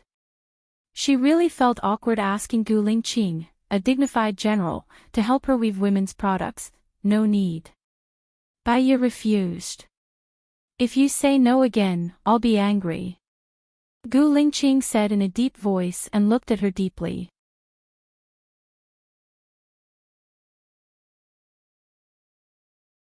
Chapter 305. After more than an hour, she had strung all the fish up with a rope. The fish had just been prepared and were not dry yet, so they needed the sea breeze to blow them. However, 150 fish could not fit on the clothesline. Baiya could only put them on the big leaves and spread them on the beach. When everything was ready, it was already 9:30 p.m. We still have more than 10 crabs in the net. Do you want to eat them? Baiya asked. Gu Lingqing shook his head. The pork we ate last night has not been digested yet. I'm too full. I'll go and release them. Then I'll keep the pork legs and blow them into the net, Baiya said decisively. Gu Lingqing put the crabs back into the sea and hung the net on the clothesline. Baiya warmed the water. Gu Lingqing knew her intention, so he made a torch. We might not have enough firewood today. Let's get up tomorrow morning to pick up more. We can dry them for later use, Baiya reminded. Okay. Gu Lingqing took the torch, carried the pot, threw the bamboo into it, and went to the house. Baiya carried the 3 pork legs and followed him. Gu Lingqing put the torch on a rock, took the pork legs from Baiya's hands, and climbed into the house. Baiya was taking a bath downstairs. Gu Lingqing came down a little early and stood in front of her. She took off all her clothes. Under the light of the fire, her skin was pink and tender, shining. He felt a gust of hot air rising from his abdomen. He quickly turned his back to her. Baiya was also very nervous. However, she believed in Gu Lingqing's character. In the past, when they had not broken their relationship, even if she took the pill and seduced him, he did not touch her. She quickly put on her clothes. Well, I'm done, Baiya said. Okay. Gu Lingqing did not look back. He took a deep breath and calmed his little brother down. Your menstrual period is coming soon. Hurry up and make a few more. He walked forward, and Baiya picked up the torch and the pot that had run out of water and followed him. Gu Lingqing sat on a rock. Under the sea breeze, his messy mood calmed down a little. Baiya sat beside him. The image of her showering flashed through his mind, and he felt hot again. He turned around and turned his back to Baiya. Baiya didn't say anything and started weaving. Gu Lingqing rested for 10 minutes, looked at her knitting technique, and helped her knit. Baiya was already 27 years old. She had been married and divorced twice, had a child, and was also a psychiatrist. She knew the reason why Gu Lingqing was behaving abnormally. Looking at him awkwardly knitting women's products, her heart was wet. That, Baiya said. What? Gu Lingqing squinted at her. Because something was deliberately suppressed, her voice was a little hoarse. Baiya licked her dry lips. Gu Lingqing handed the bottle of mineral water to her. It can make distilled water. If you want to drink water, just drink it. Baiya took the mineral water he handed over and took a sip. He was so good to her and thought of her everywhere. She had nothing to fear. I'll help you solve that. Pay attention to the surroundings and be careful of wild animals. Baya said softly. Her eyes were locked, and she didn't look at him. Gu Lingqing was surprised. He lowered his head and kissed her lips. Baya stepped back and covered her mouth. I haven't brushed my teeth for a few days. Tomorrow, let's go to the forest to find some plants for brushing and washing our hair. Gu Lingqing didn't force her. Baya squatted in front of him, took a deep breath, and unzipped his pants. Gu Lingqing groaned.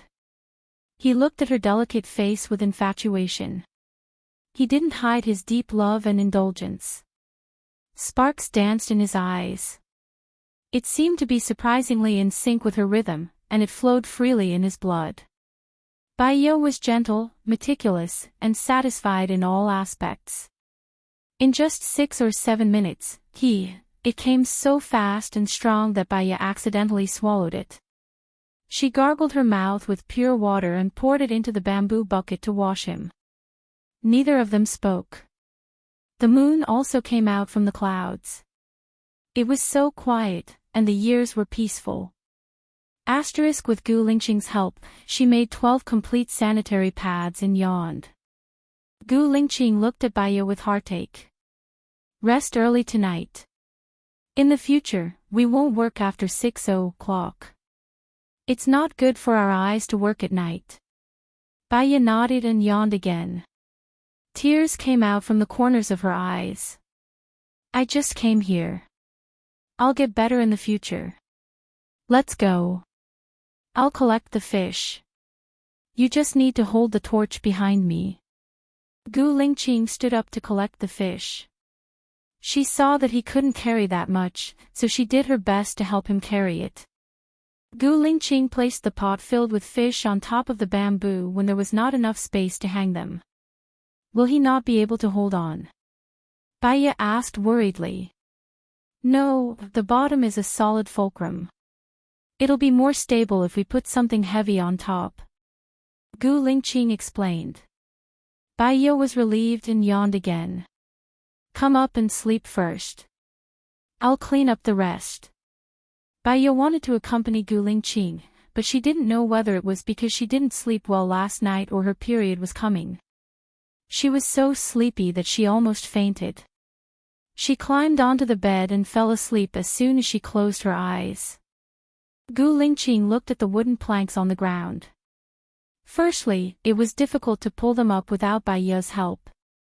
Secondly, he was afraid that it would disturb Baya's sleep. So, he used the simplest method. He took a ready-made umbrella and placed it in front of Baya. He had worked hard today, so his body relaxed. Soon, he fell asleep as well. Baya had a dream. In the dream, she died. Gu Lingqing was in great pain. He hugged her body and cried as he walked towards the sea. She didn't want him to die. She shouted at him with all her might, but he didn't seem to hear her. She jumped into the water too. She felt it was difficult to breathe. She tried to pull him up, but he didn't move. She was too anxious and sad. She woke up and opened her eyes. Her eyes were red. Her face was full of tears. She looked at Gu Lingqing's beautiful face. The more she looked, the more reluctant she was to leave. The more she looked, the more she didn't want to die. He was working hard for their future. He did a lot of work. His hands were full of blisters, but he didn't stop. But she estimated that there were only 20 days left before the poison took effect. Gu Lingqing was such a good person, but he was left alone on the island. How pitiful would that be? He didn't even have someone to talk to him. What she was afraid of was that he would really carry her to the sea to seek death, just like in her dreams. Gu Lingqing's eyelashes trembled slightly. She was about to wake up. Baya immediately closed her eyes. She turned around and turned her back to Gu Lingqing. Gu Lingqing opened her eyes and looked at the time. It was 6:50. She sat up. She wanted her to sleep a little longer, so she jumped down quietly.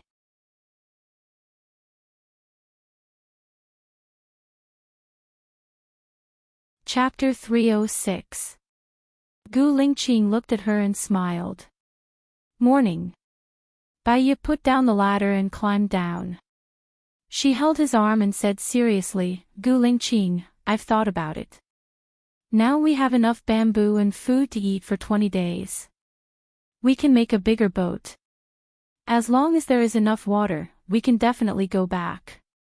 As long as we have enough water, we can definitely go back. Gu Lingqing stared at her with an unreadable expression. You want to go back? Bai Yi felt that his question was very strange. Don't you want to go back? Actually, drifting on the sea, especially in the deep sea, without modern equipment, it's very easy to sink into the sea. It depends on our luck, whether we'll encounter big waves, undercurrents, reefs, and so on. Last time, we only encountered heavy rain. And we almost lost our lives. Gu Lingqing explained. Last time, we only used wooden planks and we could survive for 2 nights in a day.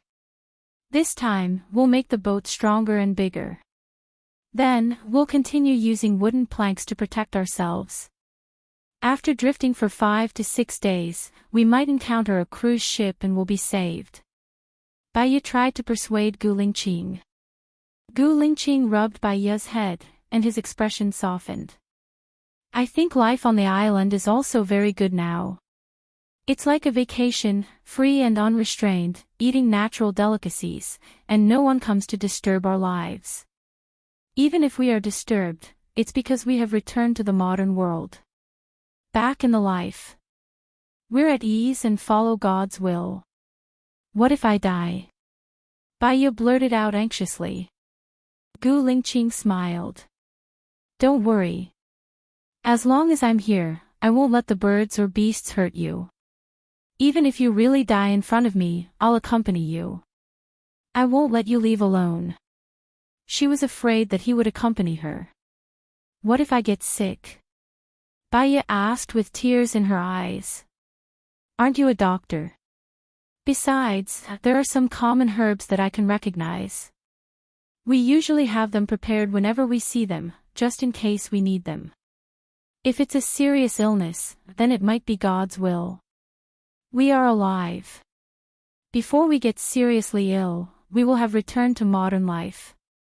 Since we're already here, we might as well take things as they come. Qing consoled. If, instead of dying, she could live for a long time, she really wanted to live with him on this island forever. But, there is no if. Gu Lingqing, I want to go back. I have an unfulfilled wish. Bai Yi pleaded, shaking Gu Lingqing's arm. Gu Lingqing sighed helplessly. Fine, if you want to go back, then go ahead. But our food is all raw. Can you eat it raw? In addition, we need to prepare enough water. With our current mineral water bottles, even if we fill them up, I'm afraid it won't be enough for us. I've thought about this. Let's first use bamboo to build a boat. The boat needs to be slightly bigger, 3 meters long, 1.6 meters wide, and 1.5 meters tall. Then, put a wooden board on the top of the boat as the bow.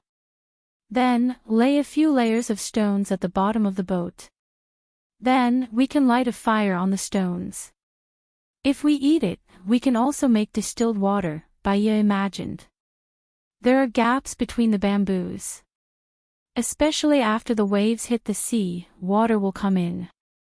Soon, our boat will be submerged. Even if it's not fast, it won't last for a day. If it's raining heavily, there will only be a wooden board or a bottom left. Gu Lingqing denied. Tree bark can be waterproof. We can make the boat into a double layer. Then, we can put the tree bark in the middle. That way, it will be waterproof. Bai Ye suggested. We can't cover the whole boat with tree bark. There are gaps between the tree bark. As long as there is a little gap, water will come in. So, since ancient times, all the boats we've seen have been made of wood. None of them are made of bamboo, except for bamboo rafts. Bamboo rafts are similar to wooden boards. Gu Lingqing explained patiently. Bai Ye lowered her eyes. She couldn't hide her disappointment. Gu Lingqing held Bai Ye's hand and said, "How about this, we try our luck. If we have a chance to encounter a towering tree, the wood is relatively light and can be directly made into a boat, we will cut down the tree and make a boat to leave. Can we move such a big tree with our strength?" Bai Ye doubted. Gu Lingqing scratched Bai Ye's nose. "Are you stupid? It's so heavy. We can move it after making it into a boat. During this period, we need to stock up on drinking water and food. The conditions might not allow us to start a fire on the wooden boat. Will the wooden boat capsize under the big waves?" Bai Ye was worried.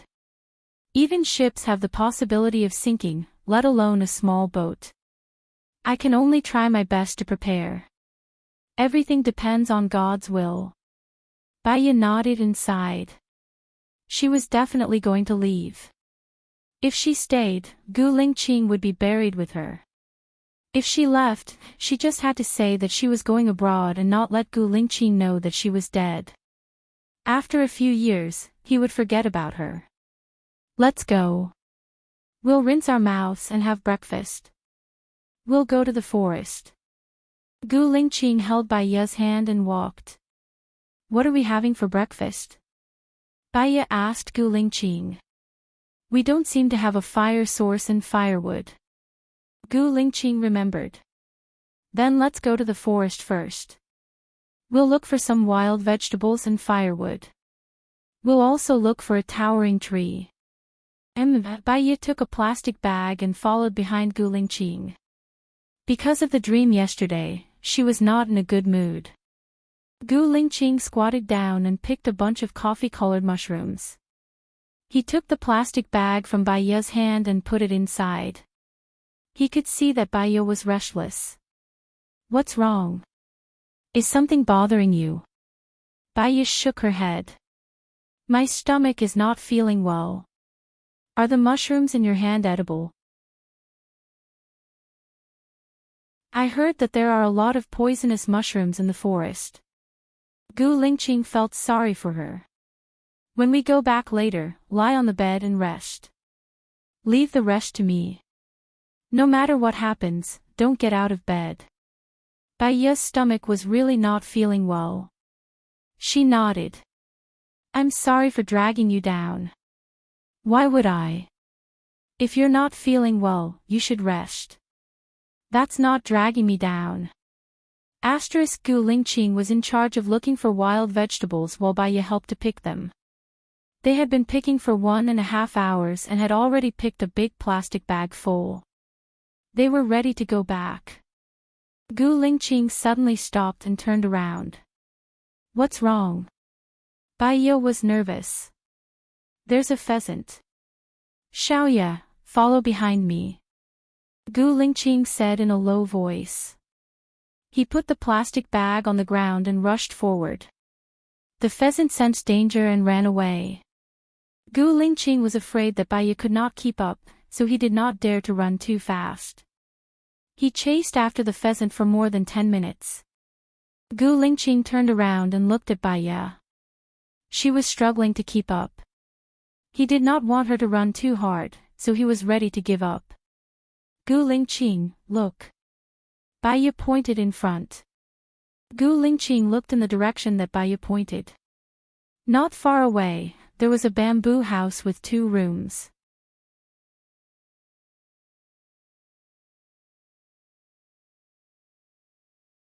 Chapter 307. They looked at each other. Gu Lingqing held Bai Ye's hand. He didn't care about the chicken anymore and walked towards the bamboo house quietly. Bai Ye's heart was beating fast. She actually found them on this island. She and Gu Lingqing were no longer alone. Perhaps, with their help, they could leave earlier. Gu Lingqing pushed the door open. Bai Ye saw that there was no one inside. There was a thick layer of dust on the wooden table.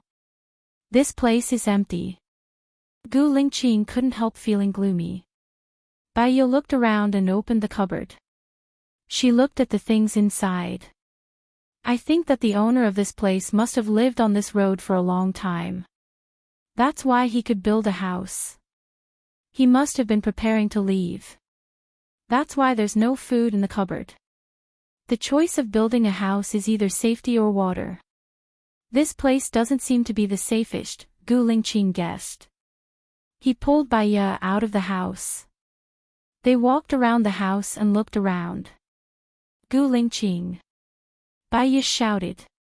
She looked at the charcoal ash and the remaining wood on the ground. She frowned and looked at Gu Lingqing.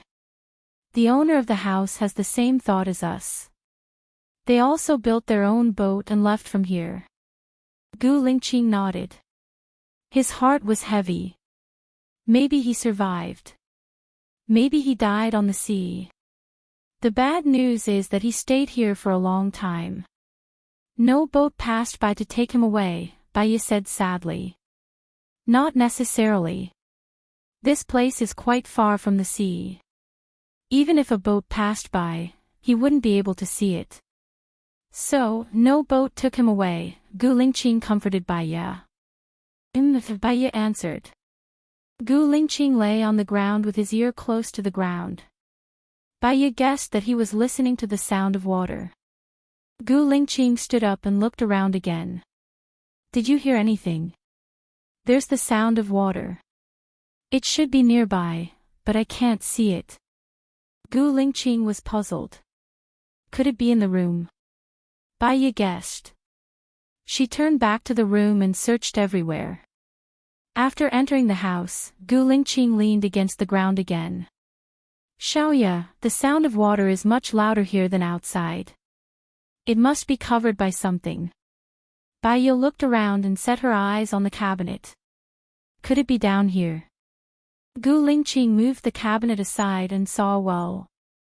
There's really water inside, Bai Ye said in surprise. But, it seems to be a bit deep. It's about 6 meters from here to the surface of the water. Gu Lingqing estimated with his eyes, about 8 meters. I don't see any buckets here.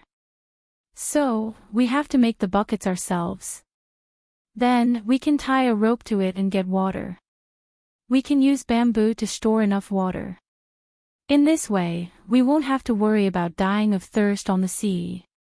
Bai Ye's eyes lit up. Gu Lingqing could tell that she really wanted to leave.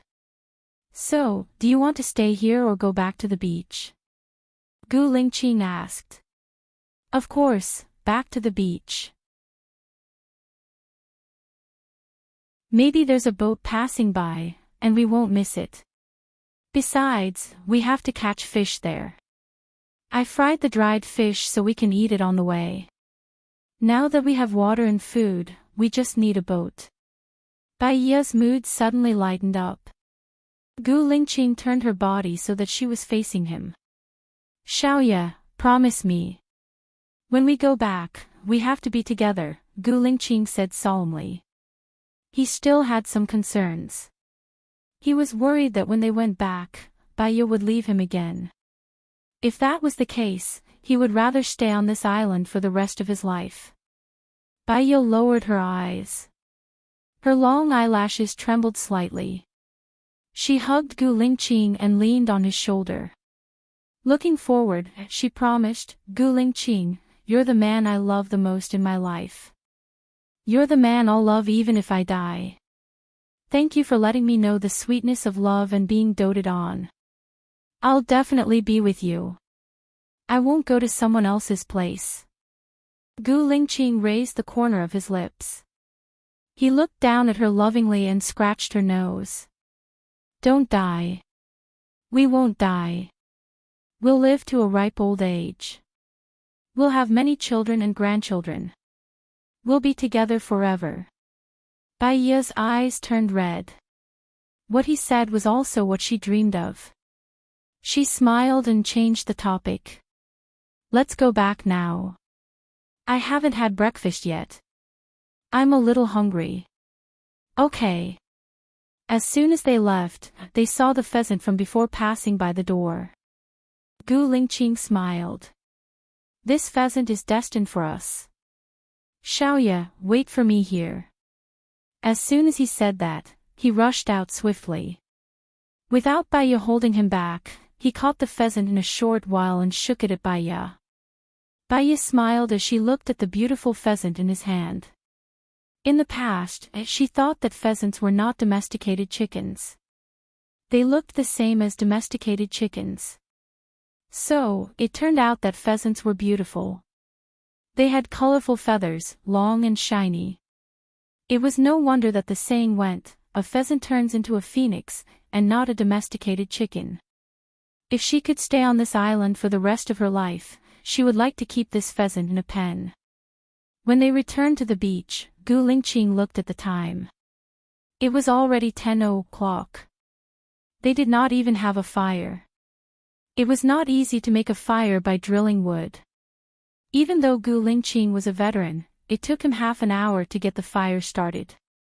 She took out the fish and pork leg from before to dry while Gu Lingqing went to kill the pheasant. When Baiya was done, she looked at Gu Lingqing. He was squatting by the beach, plucking the feathers of the pheasant. That needs to be boiled in hot water before plucking, Baiya reminded him. Really? Gu Lingqing looked innocent. It was also his first time killing a pheasant. He put the pheasant in the pot and boiled it in hot water before taking it out. Be careful, it's hot, Baiya reminded him. It's not hot. Gu Lingqing grabbed the pheasant and went to the beach to continue working. Baiya did not do nothing. She boiled the last bit of water and chopped the bamboo into sections. She tied the 12 bamboo sections with a rope and wrapped the two sides of the bamboo tube with a rope to make a simple bucket. Gu Lingqing washed the pheasant and put it in the pot. Baiya passed the bucket to him. We have no mineral water anymore. You can use this simple bucket first. Gu Lingqing took the bucket from Baiya and passed the pistol to her. Keep it for self-defense. I don't need it. I'll go to bed later and wait for you to come back. Baiya pushed Gu Lingqing's hand away. Gu Lingqing smiled. His eyes were covered with a layer of meaning. I really hope that there is a deeper meaning to this sentence. Baiya did not mean that at first. After being pointed out by him, she knew the ambiguity of this sentence. She blushed instantly and explained. Didn't you say that it's safe in bed? Yes. Gu Lingqing did not joke with her. You go up first. I'll leave after you go up. Baiya climbed onto the bed. Only then did Gu Lingqing leave safely.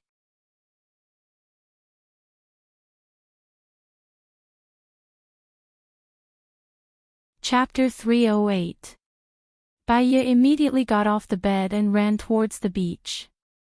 Hey, hey. She picked up the big leaves on the ground and waved them in the air, trying to get the fishing boat's attention. However, the fishing boat didn't seem to notice her and sailed away. How could this be? Baiya looked at the back of the fishing boat dejectedly.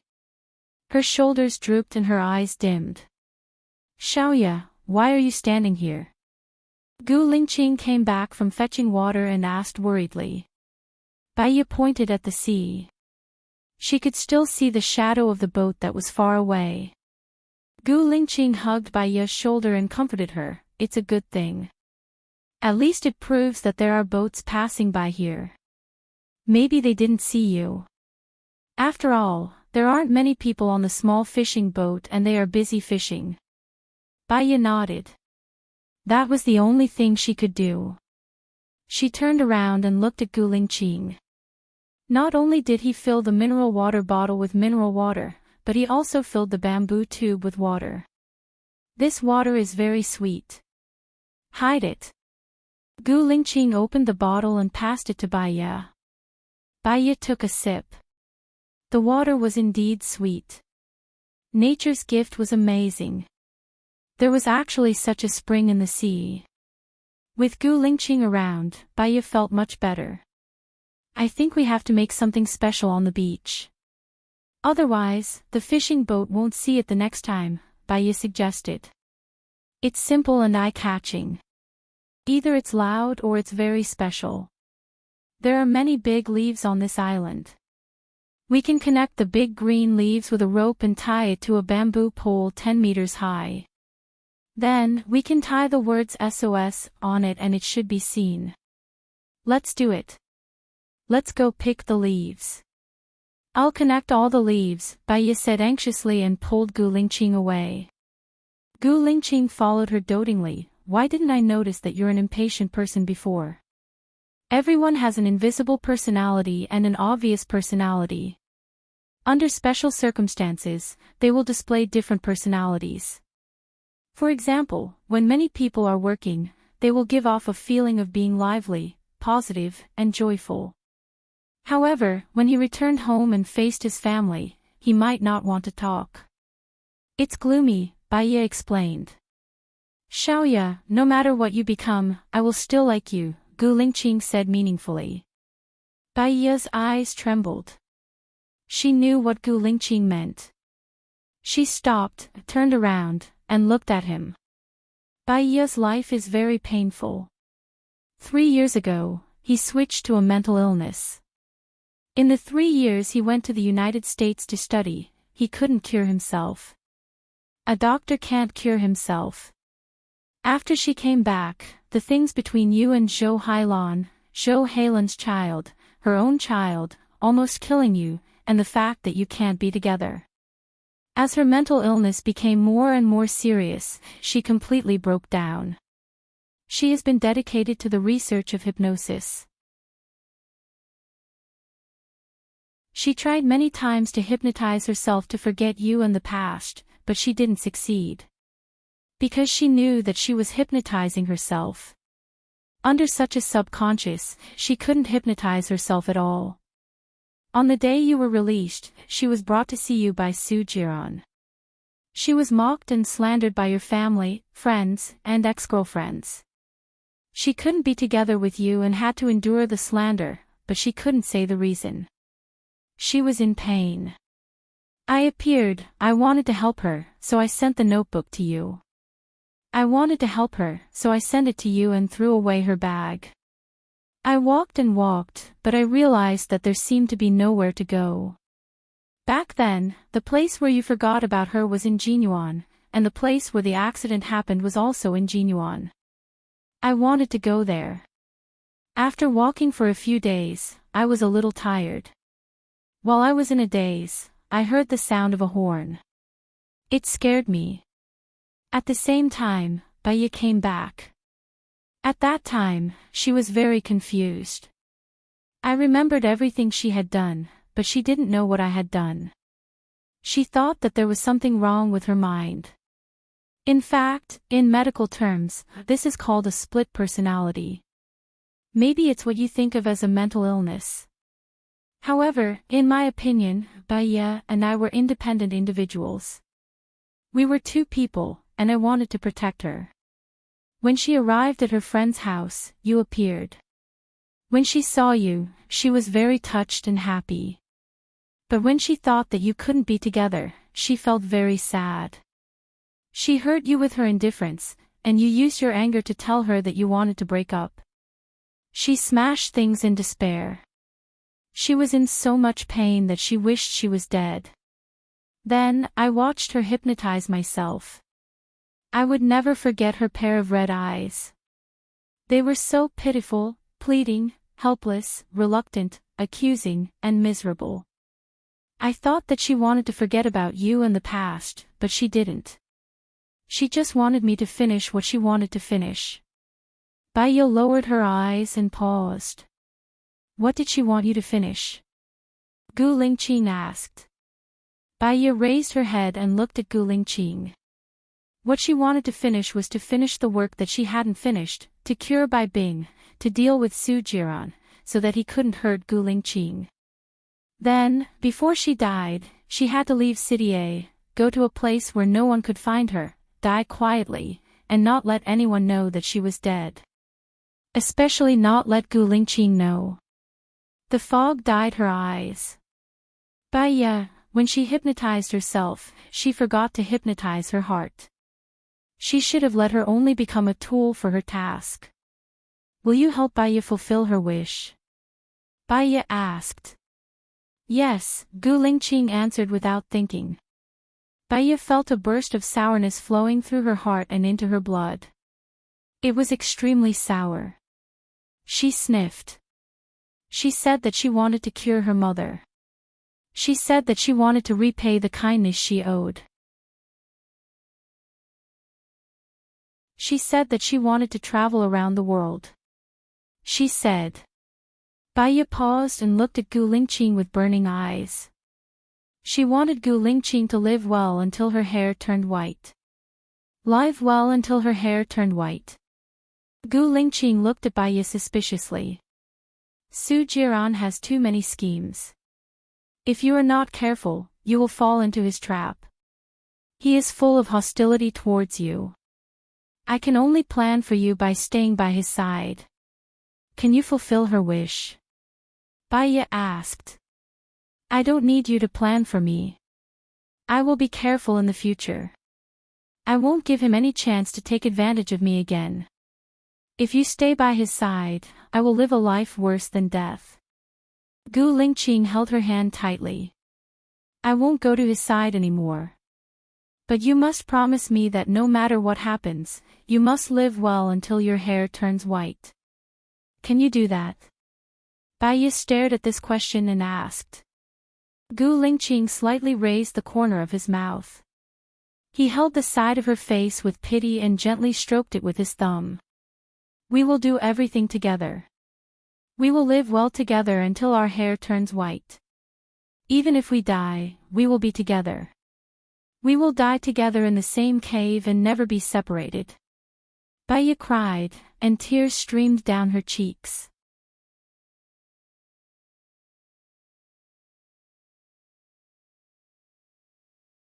Chapter 309. If you die before me, I definitely won't seek death. I'll live well and forget about you. I'll find a new man to live with, Baiya purposely said angrily. It's okay. You can live according to your heart. Every year on the anniversary of my death, come to my grave and let me see you, Gu Lingqing said gently.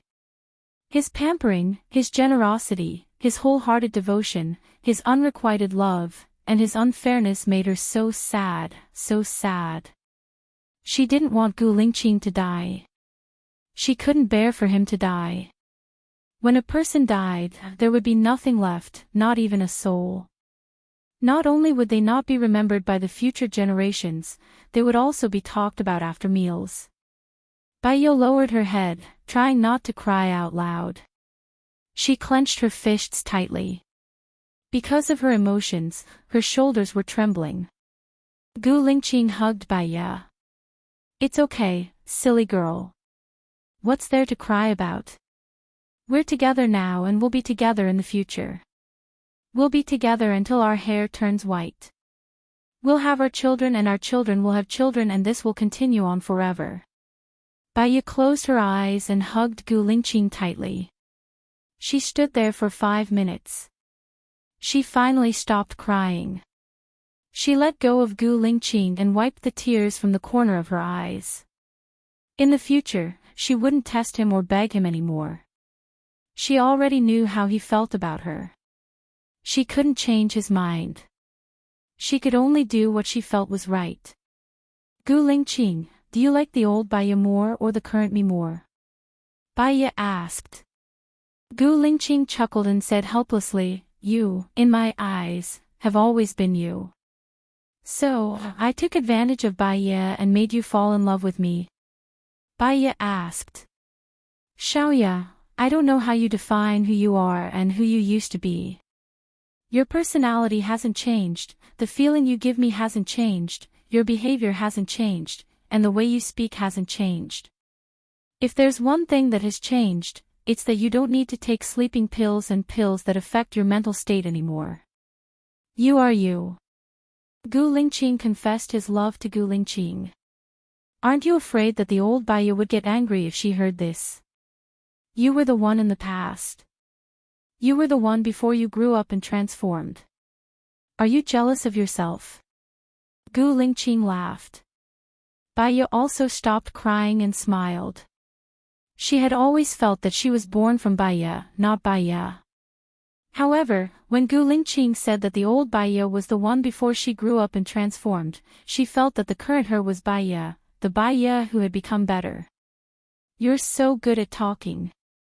No wonder so many women like you, Baiya said.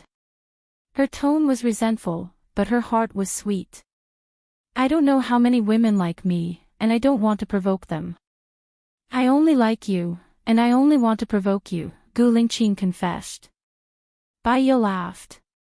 Her heart was sweeter than eating 10 kilograms of honey. We seem to have forgotten to get down to business. Gu Lingqing replied. He held Baiya's hand and went to pick the big leaves. The big leaves here were very big. They could be about 1.5 meters long and 40 centimeters wide.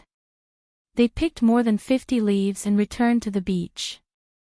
Baiya felt that something was wrong. Hey, turn around. Gu Lingqing was puzzled. She turned her back to Baiya. She squatted down and saw red. Just as she was worrying about it, a homemade sanitary pad was handed to her. Baiya took it embarrassedly and put it on. Her pants were red and needed to be washed. She had to quickly weave a disposable, little tiny pants with a rope. While she was knitting, Gu Lingqing washed the mushrooms and put them in the chicken soup. He continued to stew them over the fire. He made a big leaf flag for help and connected all 30 leaves together to form a very big flag. A gust of wind blew over. Baiya looked at the sky. The east was dark and scary. Moreover, it was extending towards them at a very fast speed. Gu Lingqing, do you think it's going to rain? Baiya asked. Gu Lingqing looked at the sky and frowned. The storm will come in 2 hours. The wind won't be small. Should we go to the bamboo house to avoid the rain? Will the tide rise? Baiya asked. The tide rise is caused by the gravity of the sun and moon. The storm will be strong and the waves will be big. It won't cause the tide rise. Looking at the condition of the trees here, it should not be flooded. Gu Lingqing explained. Then I won't go to the bamboo house over there. Our house should be fine. If we put the wooden planks on top, it should be able to shelter us from the rain. The bamboo you use to cover the top is a little long, like the eaves of the house. The side facing the sea can be covered with the big leaf in your hand. As for the fire, we can move it under our house. There are 2 pieces of cloth to cover it. If not, we can use the umbrella. Baiya did not want to leave. Her own grass nest was better than a gold or silver nest. She would be scared to live in a place with strangers. All right then. Help me pull the wooden planks up first. Gu Lingqing said. He took the torch and held Baiya's hand to the house. Baiya lit the fire in the middle of the stone. Gu Lingqing tied 8 ropes to the wooden planks. He climbed to the roof and pulled the ropes up. Baiya lifted the wooden planks with all her strength. After the cloth planks were in the air, she climbed up the bamboo ladder and pushed the wooden planks up. It took more than half an hour to place the wooden planks on the roof. The wind was getting stronger. Let's take the ingredients back and put them down there first. Baiya said. Okay. They moved all the ingredients to the bottom of the house and used the leaves as a cushion. Baiya also moved the pots back and put them on the ground first. The 2 remaining wooden planks were small.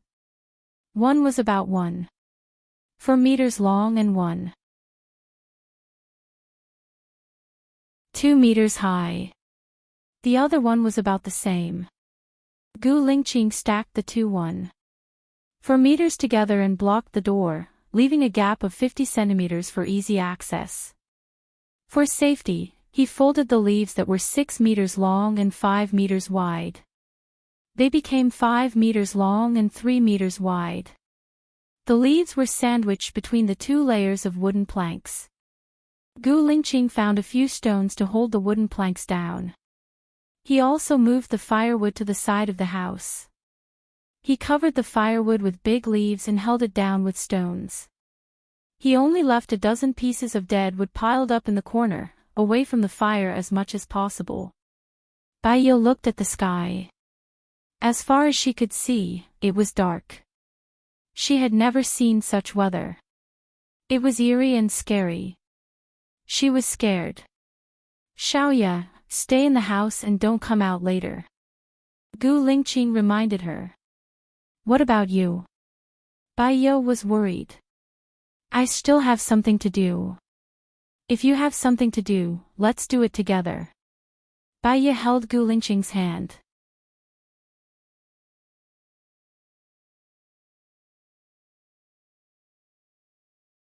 Chapter 310. Bai Yi regretted it now. She shouldn't have stayed here willfully.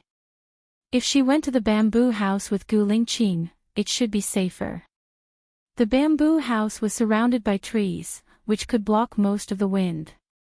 But now, it was definitely too late for them to go to the bamboo house. The sky was dark, not to mention the forest, it must be darker. They would get lost, and they couldn't bring a torch. Even if they could, it would be easily extinguished in such a strong wind. Once it rained, it would be extinguished even faster. The road was muddy, and the umbrella would become a burden. I'm sorry, I should have listened to you. Bai Yi apologized. It's not too late to be obedient now. Gu Lingqing smiled lovingly. Stay on the bed and don't come down. Wait for me. Bai Yi climbed onto the bed. In the past, the bamboo ladder would be put on the bed, but Gu Lingqing was worried that she would come down to find him, so he put the ladder on the ground and left quickly. Bai Yi's stomach hurt badly. She lay on the bed and curled up. The wind blew the leaves violently, and the leaves clamored to resist. Her ears were filled with the whistling of the wind, as if thousands of troops and horses were fighting. The wind blowing through the gaps of the leaves was stronger than she imagined. After about 15 minutes of crazy construction, the rain poured down and hit the wooden board with a pitter-patter. She could still feel the moisture coming in. She didn't know what Gu Lingqing was doing outside now. Did he hold an umbrella? Was he drenched in the rain? Was he in danger? Bai Yi didn't have a watch. She only felt that without Gu Lingqing by her side, time passed like a year. The more she waited, the more anxious she became. Not only did the rain not seem to stop, but it was also getting heavier, and the wind was getting stronger. Gu Lingqing, Gu Lingqing. Bai Yi shouted, and her voice was also drowned in the sound of the rain. She wanted to get off the bed to find Gu Lingqing, but she was worried that she would be a burden to Gu Lingqing. But what if something happened to him? No one would help him. If something happened to him, she would feel guilty for the rest of her life.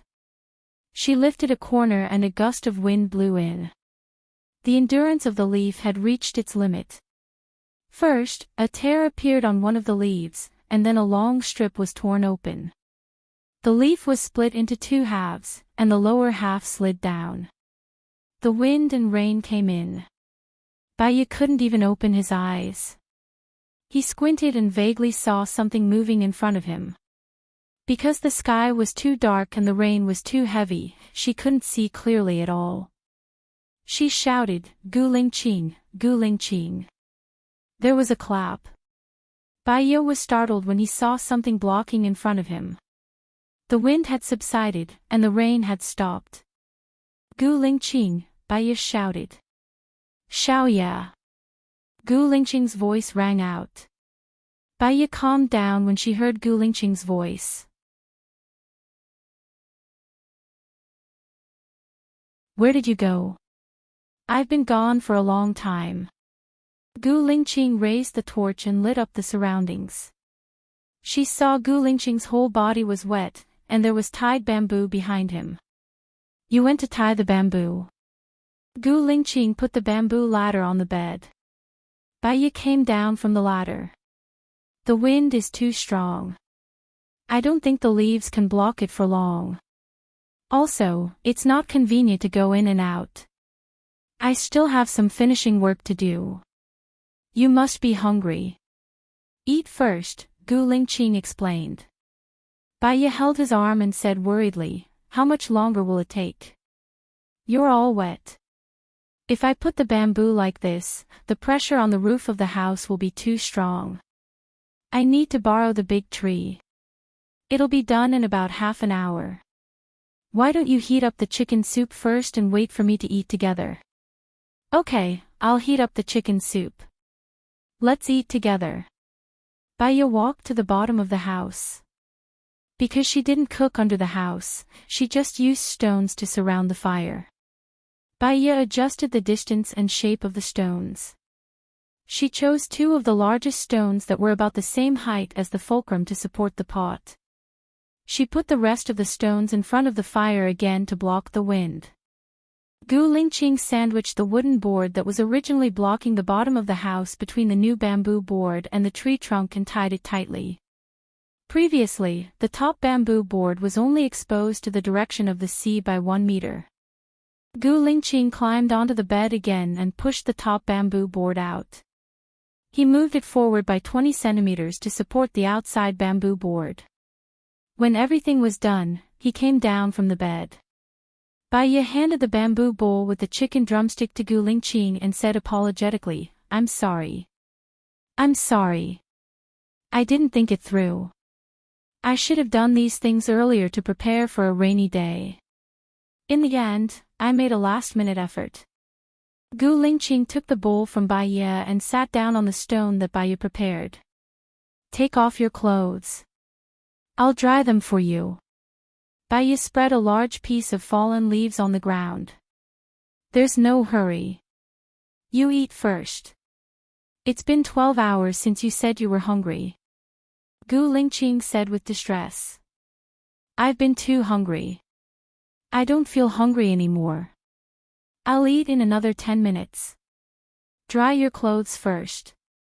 If you catch a cold, who will protect me? Gu Lingqing thought it was reasonable. He took off his clothes and handed them to Baiye. Baiye spread Gu Lingqing's clothes on the stone in front of the fire to block the wind. She put the other pot outside and sat next to Gu Lingqing to drink the chicken soup. The chicken soup had been stewed for a long time. It was originally wild. With the addition of delicious mushrooms, it was very delicious.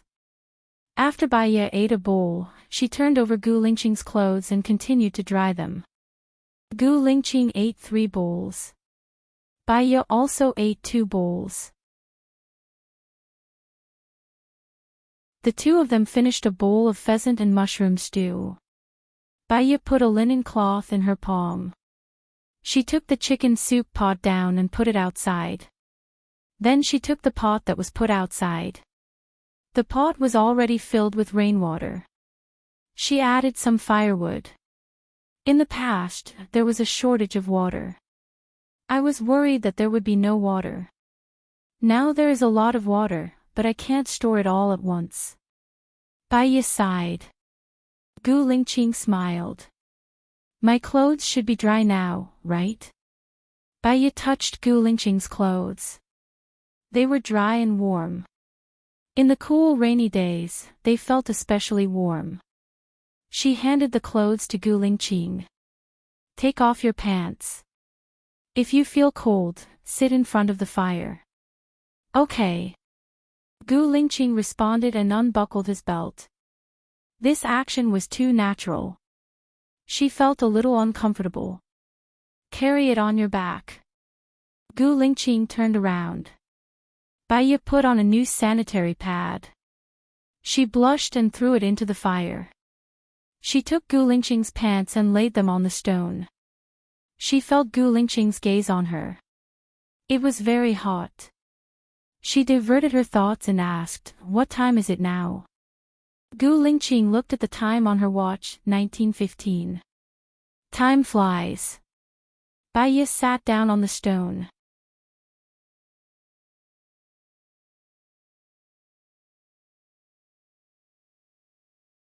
Chapter 3:11. There are also 3 rooms downstairs, a kitchen, a woodshed, and a dining room. Then, I will build a 2-meter-high wall outside and dig a well. Our children can play in the yard every day, and we can also take our children to the beach every day and live a free and unfettered life. We can live a carefree life, Gu Lingqing said with imagination. Baya listened to Gu Lingqing's words. His voice was deep, like the last note played by a cello. It was very pleasant to listen to. A sentence flashed through her mind: I have a family, facing the sea, with flowers blooming in the warmth of spring. She moved the stone to his side and sat down beside him. She hugged Gu Lingqing's arm and leaned her head on his shoulder. Actually, we all have our own responsibilities. Your parents, your army, your promise. My parents, my promise, and my wish. However, as long as we're alive, there's hope. I promise you, after we've finished what we have to do, if you still want to come to this island, I'll accompany you. Gu Lingqing looked down at Baya. His eyes softened and he raised the corner of his mouth. I suddenly feel grateful to LV Xingzhou. If it weren't for him, I don't know how you'd torture me. Baya lowered her eyes and looked at the steaming pot noodles. All kinds of complicated thoughts flowed through her eyes. She used to resent the unfairness of fate, but she also thanked the heavens for their kindness and let her get love.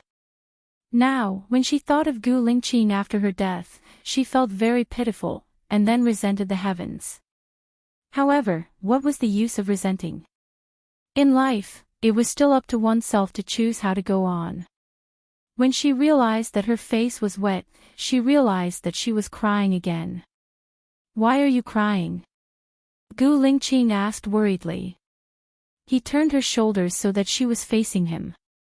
Baya looked at Gu Lingqing with red eyes. I thought of our son. I think he's definitely not dead. He's still alive and safe, but I don't know where he is. I want to find him. I wonder if this wish can come true. As for our child, I've actually thought about it. If it's man-made, it won't be done by Su Jiran, your father, or my parents. But it's most likely done by someone on my side. If we can return alive this time, I promise you that within a year, I will definitely find our child, Gu Lingqing promised. It seems like we really have a lot of things to do. Baya sighed. Gu Lingqing held her shoulders and pulled her into his arms. No matter what it is, we'll do it together. We'll definitely be able to solve everything. Baya didn't say anything. He couldn't bear it, so he closed his eyes and dozed off. Hearing that Baya did not reply, Gu Lingqing looked at her. Thinking that she had fallen asleep, she wanted to carry her.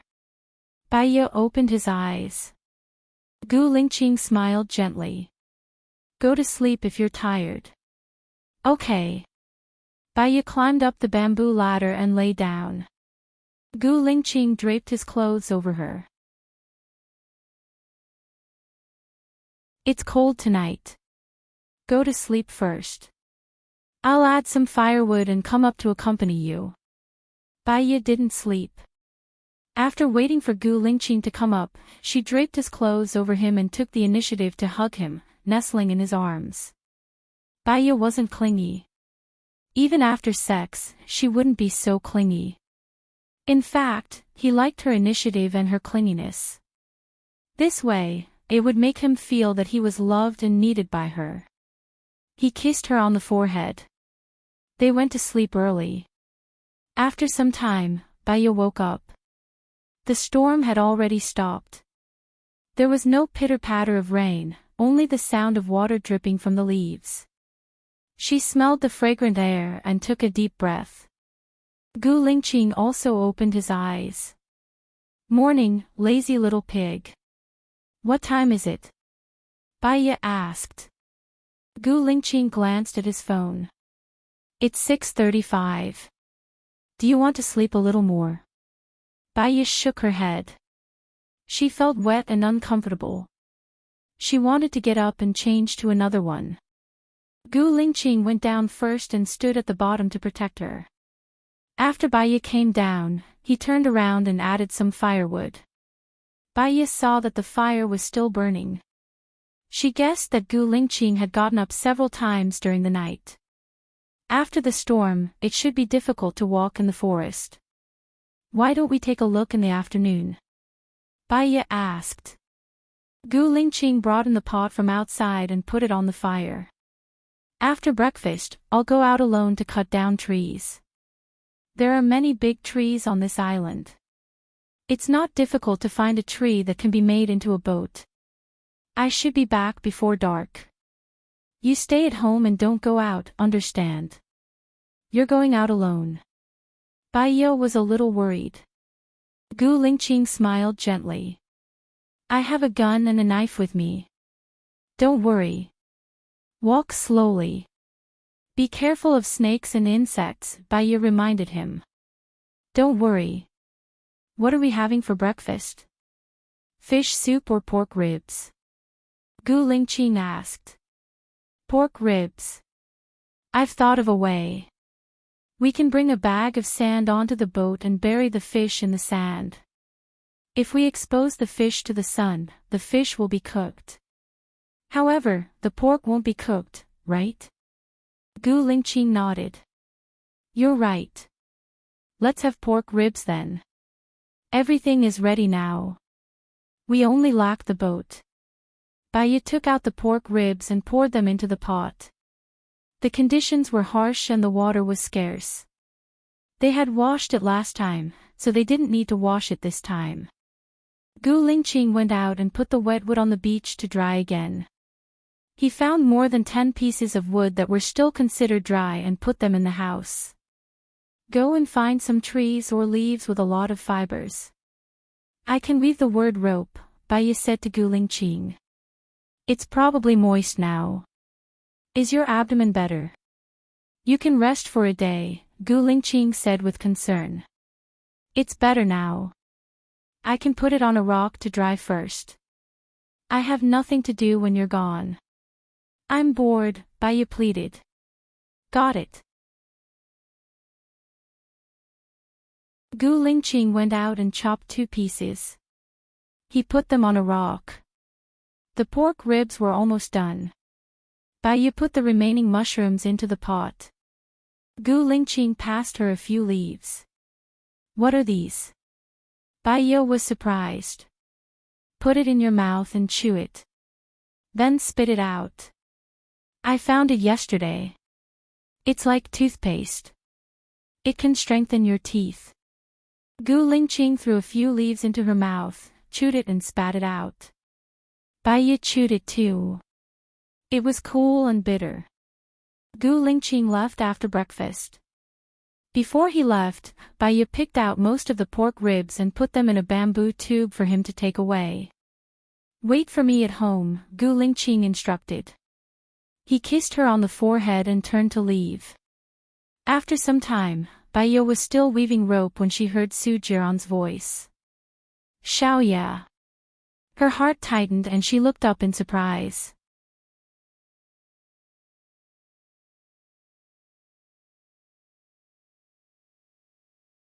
Chapter 312. Bai Ye stood up in shock. The knitting rope in her hands fell to the ground. She asked in surprise, Why are you here? I'll take you away first. We'll talk on the boat, Su Jiran said and jumped in. Bai Ye stood still, her brows furrowed, and her breathing became uneven. Leave. What about Gu Lingqing? If she told Su Jiran that Gu Lingqing was here. No, Su Jiran would not take Gu Lingqing away. He might even kill Gu Lingqing here. She could not tell Su Jiran that Gu Lingqing was here too. If she said that she would not leave, Su Jiran would definitely be suspicious. He would not leave either. When Gu Lingqing came back, he would meet Gu Lingqing. Wait for me outside. I'll pack up and leave, Baiya said. Su Jiran looked at the simple little house. From the bamboo board to the firewood in the corner and the pig leg on the ground, his eyes became colder every time he saw something. He squinted and glanced at Baiya. His pale face had replaced the joy he had when he saw her just now. Who else lives here besides you? Su Jiran asked. I live alone, Baiya answered. You built all these? Su Jiran did not believe it. He looked at Baiya's eyes. Baiya looked at Su Jiran calmly. From the color of the bamboo, Su Jiran would not believe her if she said that this house was here when she came. Yes, Baiya answered. Su Jiran sneered and looked at the food. Where's the pig leg over there? Did you hunt it as well? I asked someone else for it. There are other families living on this island. If you don't believe me, I can take you there now, Baiya said coldly, staring at Su Jiran without blinking. She thought that if Su Jiran insisted on going, she would take him to the bamboo house and pretend to faint halfway. After that, everything would depend on the will of the heavens. Su Jiran pursed his lips and put his arm around Baiya's waist to pull her to his side. Since you've told me so much, I'll definitely believe you. There's nothing to clean up here. Are you going to take these pork legs and fish away? My period is coming. I don't think you have any female products on your ship, right? Baiya asked. Su Jiran was even more surprised. You're on your period. How do you solve it here? Wait for me. Baiya climbed onto the bed and opened a sanitary napkin. She scattered the ashes inside and wrote one word, wait. She came down with the other sanitary napkins and said to Su Jiran, let's go. Su Jiran looked at the bed suspiciously. Baiya was afraid that he would find out something, so she went out first. Su Jiran brought 6 of his men and stood in 2 rows, standing at attention. Su Jiran's white cruise ship was parked on the sea. Under the sunlight, it reflected a dazzling light. She estimated that it would take more than 6 hours for her to go back. If she informed Song Shiyu to pick her up, it would be 12 hours later. If Gu Lingqing came back too late and it was too dark, he would not be able to see the words she left on the bed. If he could not find her, he would think that she had gone out to look for her. She still had to leave a mark for him. Why aren't you leaving? Su Jiran stood behind her and asked. Baiya turned around and looked at Su Jiran. It's not a pity for those fish. I caught them with a net. Those wild boar legs are very rare. It's a pity that we didn't take them with us. We'll be back for more than 6 hours. I'll make wild boar meat for you. Okay, Su Jiran replied. Baiya walked towards the house. Su Jiran looked at Baiya's back and ordered his men beside him, you stay on the island with 2 people. See who lives with Baiya. If it's a man, no matter who he is, kill him. Yes. Baiya returned to the small house. She took a piece of wood that had not burned out and wrote on a stone, left by boat. Wait. She covered the stone with the leaves, afraid that Su Jiran would come in and find out. She took the 2 boar legs and walked out. She saw Su Jiran standing alone on the beach. She lowered her eyes and walked towards him. Su Jiran took the boar leg from her hands and picked it up to size it up. This boar leg looks good. Are there a lot of wild animals on this island? I've been on the island for 4 days. I haven't seen any wild animals, but there are a lot of fish and crabs, Baiya said simply and walked towards the deck. Su Jiran followed behind her. After boarding the boat, he handed the boar leg to his men. Baya walked straight to the cockpit and asked casually, "Are you the one driving the boat?"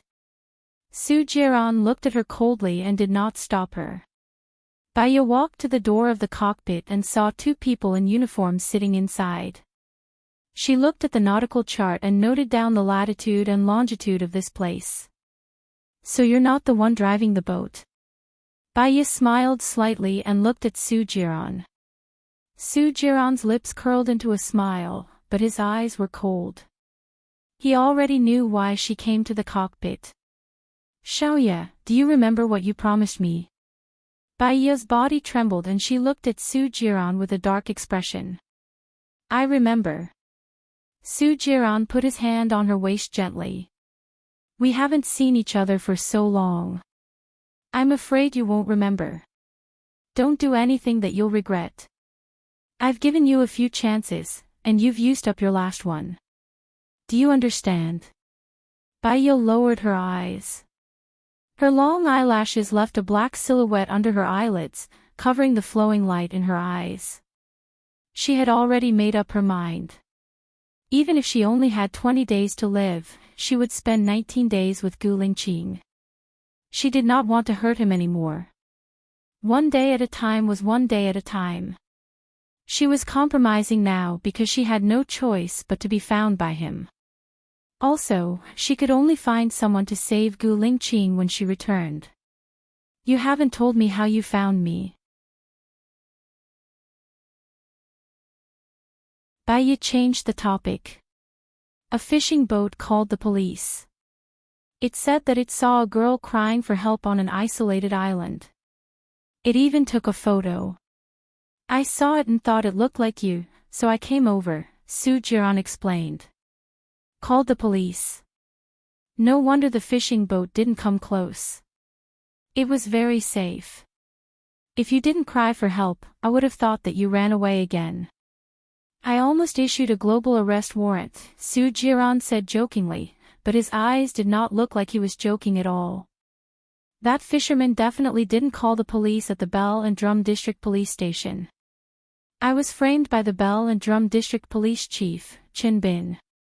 He's LV Xingzhou's man, and I know that LV Xingzhou is the mastermind behind the family extermination case," Baya said solemnly. "Do you have any proof? If you don't, no one will believe your words. After all, the people you're targeting are the Jinyuan City Bell and Drum District Police Chief, and the governor of Jie Province."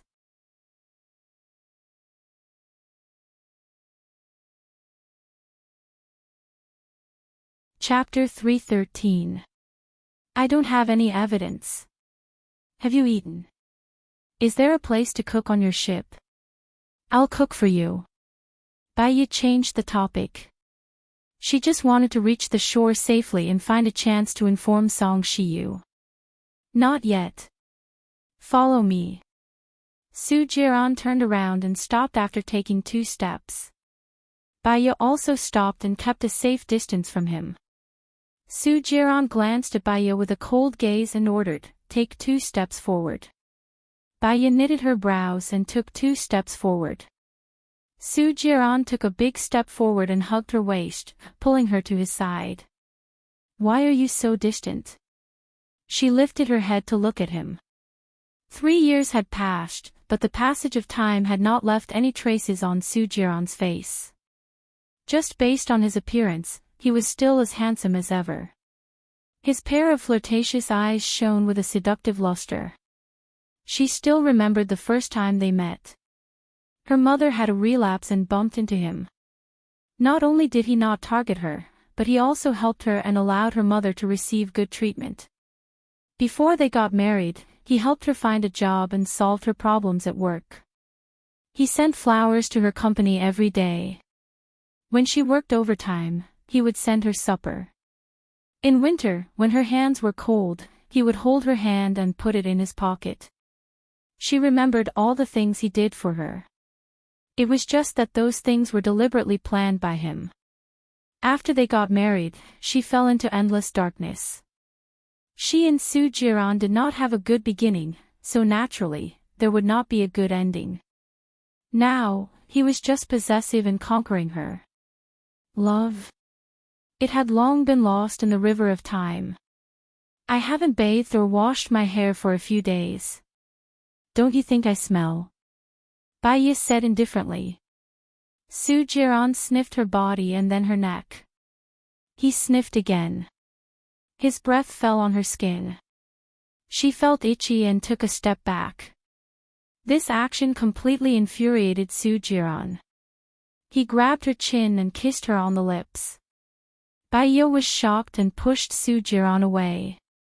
A sharp glint flashed past Su Jiran's eyes. He rushed over like a thunderstorm. Arrogant and domineering, he lifted Baiya up. Baiya sensed the danger and screamed, "Let me go." Su Jiran's sharpness grew. He said in a sinister tone, "Why should I let you go? You are my woman. I have given you too many chances in time. I won't let you go again. I won't let you go." "Don't be like this," Baiya said sharply. His voice was trembling. He kicked the door open, threw Baiya on the bed, and untied his tie. Baiya's eyes were wide open. They were filled with fear and panic. She rolled down from the bed and hid at the side of the bed. She looked at Su Jiran defensively. Su Jiran sneered and said coldly, "Last time you said your aunt was here. It has been a few days since you left. I don't believe you haven't recovered." Baiya trembled and clenched her fists. She really wanted to jump off the boat and end it all. However, Gu Lingqing was still on the deserted island. She wanted to inform others to rescue Gu Lingqing. She could die a worthy death. "I really can't. I was forced to fall into the sea last time and I haven't recovered. Su Jiran, don't do this." Baiya begged. "Don't do this." "Ha!" Su Jiran sneered and walked forward. Baiya stood up subconsciously and stepped back. A crack appeared in Su Jiran's eyes. He said sternly, "Don't do this, or don't you want to do this? You never thought of giving yourself to me. Why should I give myself to you? How did you treat me when we were married?" Baiya shouted back. "When I was young and frivolous, I was blinded by hatred. When I was young and frivolous, I was blinded by hatred. I've said that I've changed. How did I treat you? How did Gu Lingqing treat you? Gu Lingqing was the one who brought you more pain. At least I didn't have children with other women. Gu Lingqing still has Zhou Heilan's child." Su Jiran took off his clothes and walked toward Baiya. "You forced me, hurt the person I love, and injected poison into me. This is how you treat me. Do you think I will fall in love with you? Gu Lingqing brought me pain because he lost his memory. I didn't blame him at all. In your heart, he is good and I am bad. What else can I say?" Su Jiran was completely crazy. He really loved her.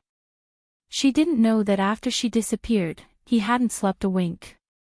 He had already mobilized everyone to look for her. He loved her, so he tolerated and forgave her again and again. He loved her, so he offended Gu Lingqing. One must know that Gu Lingqing's power and background were very powerful. However, she didn't believe in his love at all. In her eyes, Gu Lingqing was good and he was bad. His heart hurt so much that it was about to explode. Was the heavens punishing him? Punishing him for toying with too many people's feelings in the past, so he was destined to never get the woman he wanted. Su Jiran clenched his teeth. That's right. I, Su Jiran, have never loved you, Baiya. I just don't want my things to be taken away by others, and I don't want Gu Lingqing to take them away. If they are destined to be taken away, then I will destroy them, and I will also destroy the person who took them away from me. Let me tell you, Baiya, you are just a plaything of mine. Now, whether you are on your period or not, I have decided to F*** CKU. Also, do you think I don't know? The person who lives on the island with you is Gu Lingqing. Other than Gu Lingqing, you are not willing to live with other men. You even went to the cockpit to look at the latitude and longitude of the deserted island.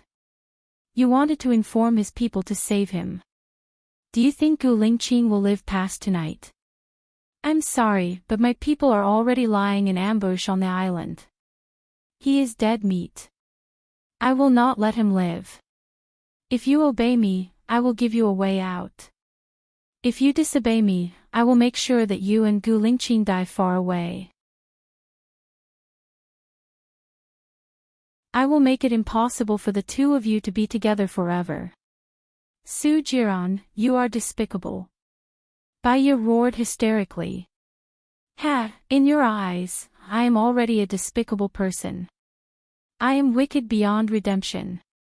If I don't do something despicable, I will let you down. Su Jiran rushed towards Baiya. Baiya jumped out of the window. Su Jiran chased after her. She straddled the railing. Su Jiran's heart tightened. He stopped and shouted, "What are you doing? Don't you want to live anymore? You know that I don't want to live. In fact, I didn't want to live more than 3 years ago. This time, don't save me. Even if you save me, I won't be grateful to you, and I won't fall in love with you. If I have the chance, I will kill you," Baiya said resolutely. Gu Lingqing was dead. She no longer had the desire to live. To live, she was still controlled by Su Jiran.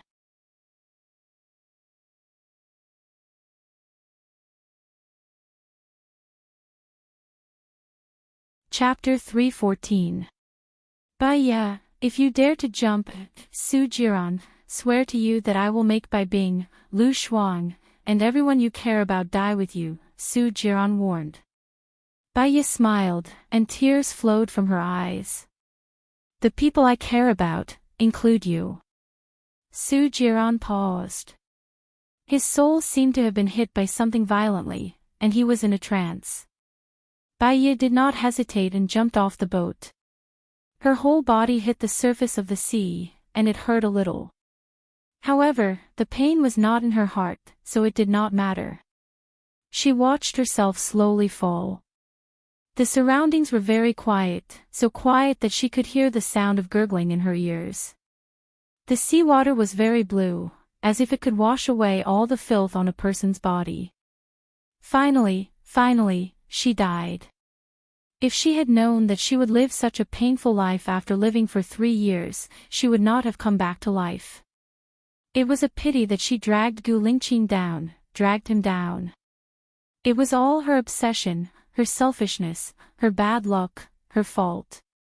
If there was a next life, she would definitely not drag Gu Lingqing down again. The oxygen in her lungs was getting lesser and lesser. She clenched her fists, opened her mouth, and inhaled a lot of liquid. Her nose, chest, lungs, brain, and entire body felt so uncomfortable that it was about to explode. Vaguely, she saw Su Jiran swimming towards her. The last bit of breath flowed out of her body. Her body was as light as the seaweed in the sea, sinking to the bottom of the sea with the waves. Su Jiran sped up. Thinking that she would die, his heart ached so much that he could not breathe. He held her shoulders and swam upwards. 2 minutes later, he brought Baiya out of the sea. Baiya's face was pale, and her lips were purple. She hung her head as if she was lifeless. Su Jiran was very flustered, and he shook Baiya's shoulders. Baiya, don't die. I won't allow you to die. Do you hear me? If you die, I will definitely not let Gu Lingqing go. If you wake up now, I will ask them to let Gu Lingqing go. Do you hear me? Baiya was still unconscious and motionless. Commander, one of his men shouted, lowering the ladder. Su Jiran carried her with one arm and stepped onto the rope ladder. His men pulled him up. He immediately performed mouth-to-mouth resuscitation on Baiya. After 10 times, Baiya still did not wake up. As long as Baya did not wake up, he would not stop. After a long time, Baya coughed softly. Su Jiran looked at Baya in surprise. She was still unconscious. His eyes dimmed again. One night Su Jiran sat at the head of the bed and looked at the unconscious Baya. His eyes were filled with emotions. The doctor said that all her vital signs were normal. There was no water in her lungs or brain, but she just wouldn't wake up. Xiaoya, let me tell you a piece of good news. None of my men came back, so Gu Lingqing should still be alive, Su Jiran said. Baya still had no reaction at all. She was as beautiful as a statue. Su Jiran felt helpless. He caressed her head. In the past, I wanted you to stay by my side. Don't run away anymore. Don't run to Gu Lingqing's side. Now you're by my side, but in such a way. You said that I don't love you. If I don't love you, why would I do so much for you? There are many people who are prettier than you, younger than you, and more beautiful than you. You don't even have a good temper. Even if you're a toy, you're not qualified. You and I aren't young anymore. I don't have time to play love games. Do you know, Xiaoya? I really love you. So, don't worry, I won't let you die. Even if you're in a vegetative state, I'll take care of you for the rest of your life. The only response he got was silence. Knock, knock, knock. There was a knock on the door. Su Jiran looked at the door in annoyance. Come in. Commander-in-Chief, Gu Lingqing is back. He's outside with his men. He's asking for you, Su Jiran's subordinate, Hulan, reported. Su Jiran twitched the corner of his mouth and smiled. He asked me for her, so I have to give her to him. Who does he think I am? Where is this place? How many men and weapons did he bring? He brought a few hundred men and they're all armed. There are also 10 tanks. It's a big battle formation, Hulan said worriedly. What are you afraid of? Do you think my men and weapons are all vegetarians? If they step into my villa, kill them on the spot, Su Jiran ordered sternly. Commander-in-Chief. Hulan risked her life to shout. She lowered her head and said, I don't think it's worth it for a vegetative state. Su Jiran slapped her. What do you mean by it's not worth it for a vegetative state? The vegetative state lying on the bed is my wife. Listen to my orders and prepare for war. Su Jiran's phone rang. He saw that it was the president's and picked it up. Jiran, what's going on? Gu Lingqing brought a large group of people to your doorstep to ask for you. Who are you hiding? The president asked, puzzled. He wants my wife. If I give my wife to him, I'll lose face. I won't hand her over to him. Let's start the war, Su Jiran said with certainty. No, Jiran, listen to me.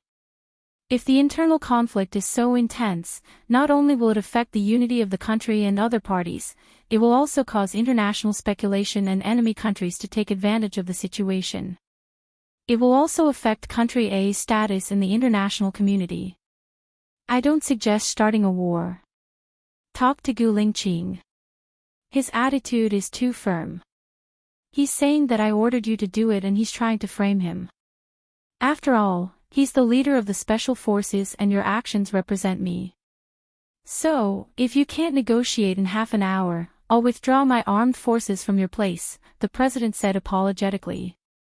Su Jiran immediately understood the main point. You mean, you'll help Gu Lingqing and not me? I'm not helping Gu Lingqing. It's just that if you start a war, it will really affect the unity of the country. I can only withdraw your armed forces to maintain peace, the president explained. Su Jiran understood and sneered. Gu Lingqing's people listened to Gu Lingqing and not the president. The president couldn't do anything about it and he couldn't stop it. Moreover, he was more afraid of offending Gu Lingqing. However, he was different. To put it bluntly, he was the president's dog. Many people could replace his position. At a critical moment, the president would definitely sacrifice him. Su Jian walked out of the car. Gu Lingqing also got out of the car. He walked in front of Gu Lingqing and went straight to the point. Do you know why Baiya still didn't choose to be with you when you were released? Baiya chose to be with me. Now, you're the one who imprisoned her. Su Jian, I must take her away today, Gu Lingqing said firmly. Take her away. Do you want to take her body away? Su Jian said coldly. Gu Lingqing's eyes were sharp. If she dies, I'll bury you with her.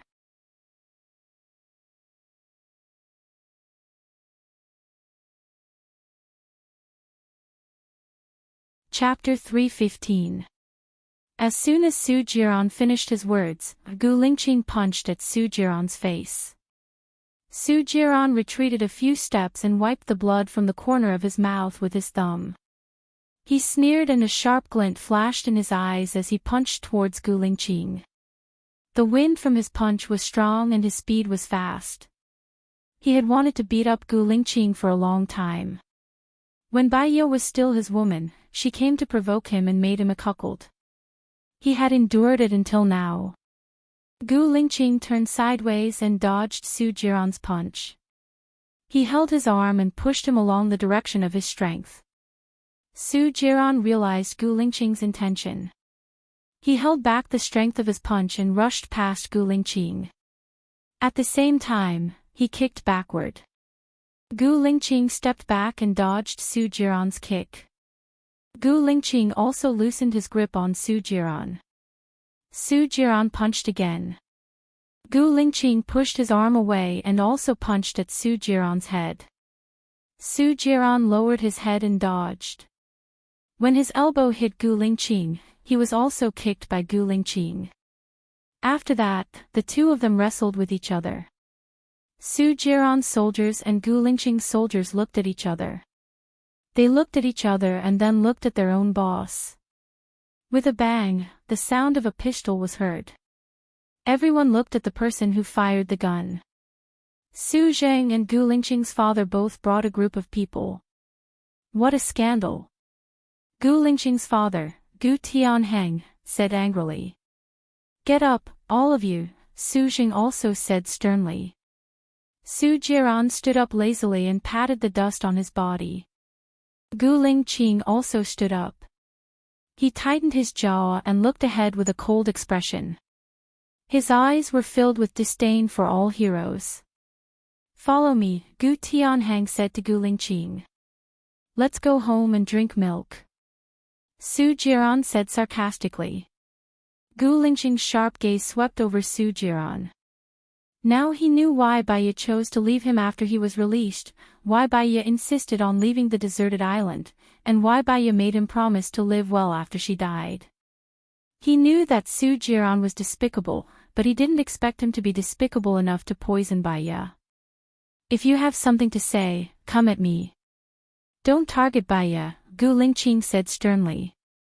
I can do whatever I want with my woman. What does that have to do with you? Also, if I have something to do with you. Sorry, you are nothing in my eyes. I don't have time to waste on you. Su Jian retorted. Gu Lingqing grabbed Su Jian's collar and pulled him up. Where is Baiya now? I want to see her. Su Jian raised his chin and curled up the corner of his mouth. He said evilly, she is my woman. Why should I let you see her whenever you want to? I won't let you see her. I won't let you see her for the rest of your life. Gu Lingqing clenched his teeth and pulled Su Jian in front of him. You tried to kill me first. If I take you to the military court, I promise you won't see the sun tomorrow. Su Jian was not afraid at all. He let go of Gu Lingqing's hand and straightened his clothes. He said lazily, if you have evidence, you can take me to the military court. But don't blame me for not reminding you. If I die, I will let Baya die with me. Gu Lingqing locked Su Jiran in a death grip. Su Jiran guessed it right. Firstly, there was no evidence. Secondly, Baya was his weakness. For Baya, he would not take Su Jiran to the military court. This pressure shrouded his heart. He could not vent it. He clenched his fists so hard that the veins on the back of his hands were bulging. Su Jiran seemed to have seen through it. He smiled arrogantly. What's mine is mine. Others can't get it no matter how hard they try. Gu Lingqing punched Su Jiran's face again. He spat out a mouthful of blood. One of his teeth was knocked out. F***ck, Su Jiran was enraged. He picked up his gun and aimed it at Gu Lingqing's head. He loaded the gun. Gu Tianheng's eyes narrowed. He picked up his gun and aimed it at Su Jiran. Do you think the Gu family is jealous? The soldiers saw that the situation was not right. They all picked up their guns. Their foreheads and noses were covered in cold sweat. If anyone opened fire, there would definitely be countless casualties. Everyone held their breath. The surroundings were eerily quiet. Su Zheng looked at Gu Tianheng, then looked at Su Jiran. His phone rang. When he saw that it was from the president, he quickly picked it up. Old Gu, Lingqing, Jiran, the president called. He wants us to go to the president's palace. It's urgent, Su Zheng said. Gu Tianheng was the first to take out his gun. Su Jiran looked at Gu Lingqing coldly. He didn't want to take out his gun. Gu Lingqing pursed his lips. He was neither servile nor overbearing. He was fearless in the face of danger. He looked at death calmly. His eyes were focused and sharp. He had an awe-inspiring dignity. Su Jiran thought of the president's words. If he couldn't solve it in half an hour, his people would be dismissed. Only with power could he be invincible. He took out his gun. That's good. The president wants us to go now. I've arranged a plane. Let's go together, Su Zheng said to everyone. The roaring sound of the plane's engine could be heard from afar. Gu Lingqing looked at the window of Su Jiran's villa. He narrowed his eyes. There was an obscure look in his dark eyes. If he guessed correctly, Baya was inside. He should protect his woman. He didn't know how Xiaoye was doing now. President Palace Su Jiran was there. Gu Lingqing was there. Gu Tianheng was there. Su Zheng was there. Shen Yan was there. The president said with a smile, "We're all brothers. Why can't we solve it? Why do we need to fight? Su Jiran kidnapped my wife. It's not too much for me to ask for my wife back, right?" Gu Lingqing asked coldly. Su Jiran smiled. She's your ex-wife. Your ex-wife is also my ex-wife. She's willing to be with me. Are you going to snatch her away from me? Are you really going to snatch her away from me? You injected the virus into my wife. If she was willing, why did you do it? Gu Lingqing asked coldly. That's because she's willing. Whether she was willing or not, let her say it herself. If she wasn't willing, then please detoxify her immediately and don't imprison her anymore. Can you do that? Gu Lingqing asked powerfully. The problem is that she can't say it now. She accidentally fell into the sea. After I rescued her, she has been in a coma until now. Su Jiran said coldly. What? How did she fall into the sea? Gu Lingqing was shocked. That's the question for you. She wanted to go with me, but you didn't let her. You pushed her into the sea, Su Jiran said coldly. Gu Lingqing slammed the table and stood up. He said sternly, "You're talking nonsense. Did you push her into the sea? Su Jiran leaned on the chair lazily. If I pushed her into the sea, why would I rescue her? Su Jiran. Gu Lingqing was so angry that he was about to explode. His whole body was like a taut string that could explode at any time.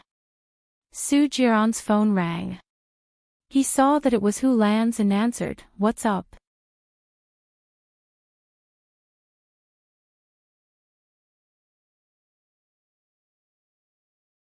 Chapter 316. What? Su Jiran took his phone and walked to the side. He lowered his voice and said, "You said that Xiaoya is missing. How did she disappear?" "I don't know. I went to Miss Bai's room just now. There was no one on the bed," Hulan said, trembling. "She woke up. Look around the villa." "She shouldn't have gone far," Su Jiran said anxiously. "We've searched every corner of the villa. We've checked the CCTV too. No one walked out of Miss Bai's room," Hulan reported. Su Jiran understood. He swiped his phone and strode towards Gu Lingqing. He picked up Gu Lingqing's collar. Gu Lingqing pushed him away and said sternly, "Get lost." "Gu Lingqing, are you crazy? Without me, Baiya wouldn't be able to live for more than a month. You actually got someone from the shadows to kidnap her?" Su Jiran said angrily. Gu Lingqing frowned. "What do you mean by that?" "Xiaoya was kidnapped." Su Jiran saw the clues. His heart skipped a beat. He had a bad premonition and a chill ran down his spine. "It wasn't you." Gu Lingqing was also worried. "Where is Xiaoya now? Who would kidnap her?" "Su Jiran, how many people have you offended?" Su Jiran sat on the sofa. His eyes flickered quickly and his face was pale. He had indeed offended a lot of people. However, which one of them didn't have the ability to kidnap Baiya? "It really wasn't you." Gu Lingqing was anxious and worried. He ran towards the door. "I'll deal with you after I find Baiya." Su Jiran saw that Gu Lingqing had left. He nodded to the president and said, "Mr. President, my wife has been kidnapped. I have to leave first." Before the president could recover, Su Jiran was already running toward the door. Gu Tianhang looked at Gu Lingqing's back as he walked away and said angrily, "Our family is unfortunate to have provoked a jinx." "What a jinx." He also stood up. He wanted to find Baiya before they did. Once he killed Baiya, he would not have to worry. "Mr. President, I'll be leaving first." Seeing that Gu Tianhang was leaving, Su Jing followed suit. "Old Gu, wait for me." Only Shen Yiyan and the president were left in the room. Who is that woman? How could she make Su Jiran and Gu Lingqing fall head over heels in love with her? The president asked in surprise. Shen Yiyan smiled coquettishly. "That's a good thing. Gu Lingqing and Su Jiran are restraining and suppressing each other. If Gu Lingqing had married Su Zheng's daughter, Gu Lingqing would be the president instead of me." "You're right. But will it affect the internal unity in the long run? Gu Lingqing has the military's morale and Su Jiran is cruel and merciless. Both of them are not easy to deal with. You'll be in office this year, but you're still young. You can't have any accidents," the president said worriedly. Shen Yiyan swirled the wine glass elegantly and looked at the red liquid in the glass charmingly. He said confidently, "What if I have all of their weaknesses in my hands?" "What do you mean?"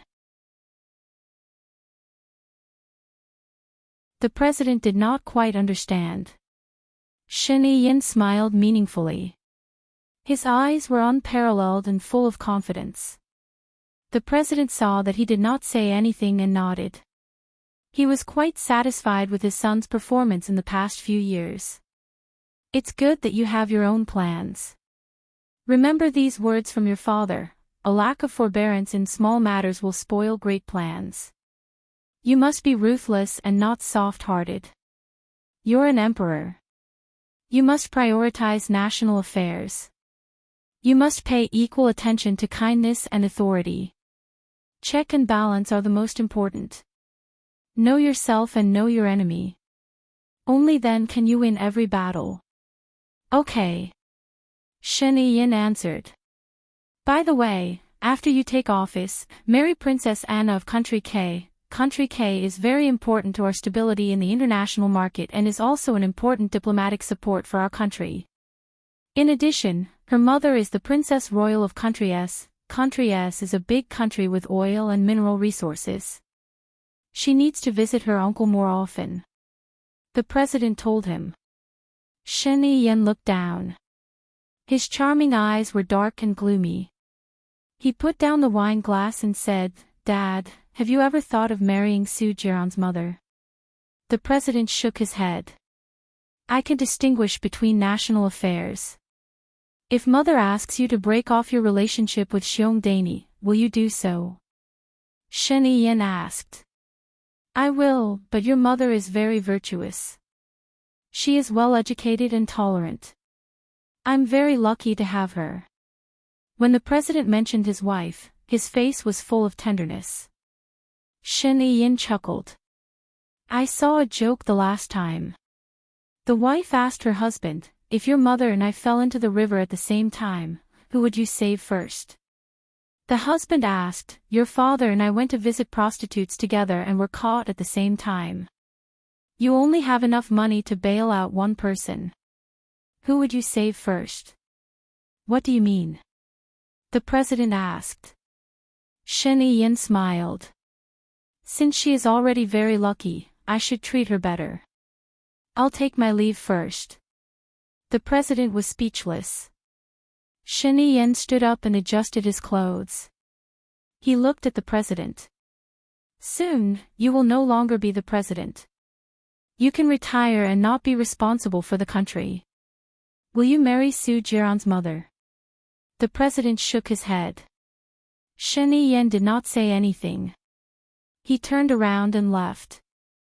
1 day, 2 days, 1 month, 2 months, 1 year, 2 years, spring passed and autumn came. 2 years had passed. Gu Lingqing did not find Baiya. Su Jiran did not find Baiya either. Gu Lingqing caught Qin Bin, the fisherman, and the assassin. Lu Xingzhou was sentenced to death. In the same year, Luliang City and the people from Xinjiang Construction Company were also sentenced to death. Xing Bachuan took advantage of his position to seek personal gains of up to 1.3 billion yuan. He was sentenced to 15 years in prison and deprived of political rights for life. Xing Jinyan was sentenced to 13 years in prison and all his assets were confiscated. The strange thing was that Lu Xingzhou and Luliang City did not mention anything about the massacre of the village. Even though they were sentenced to death, they did not say that they had anything to do with him. Therefore, among the 5 people who massacred the village, other than Governor Qing, Luliang City, Lu Xingzhou, and Xing Bachuan, there was one more person. There was no clue at all. Gu Lingqing vaguely felt that the person who disappeared in the end must be someone of high status and power. He was so important that even a sinister person like Lu Xingzhou did not dare to mention him. Could Xiaoye have been taken away by that person? Unfortunately, that person and Xiaoye seemed to have vanished from the world. There was no news at all. During the first year of Baiya's disappearance, Gu Lingqing often woke up from his dreams. Every time, he dreamed that Baiya's face was covered in blood and he was begging him for help. When he woke up, he was at his wits' end again. Alcohol and cigarettes became necessities in his life. Because of excessive drinking, he had a gastric hemorrhage. He went to the hospital for emergency treatment and almost died. He was still alive. Subconsciously, he wanted to go with Baiya. After he was saved, he continued to drink and smoke. He was depressed until one day, a farmer sent a child to him. You're tuning into the LoveLore Library YouTube channel.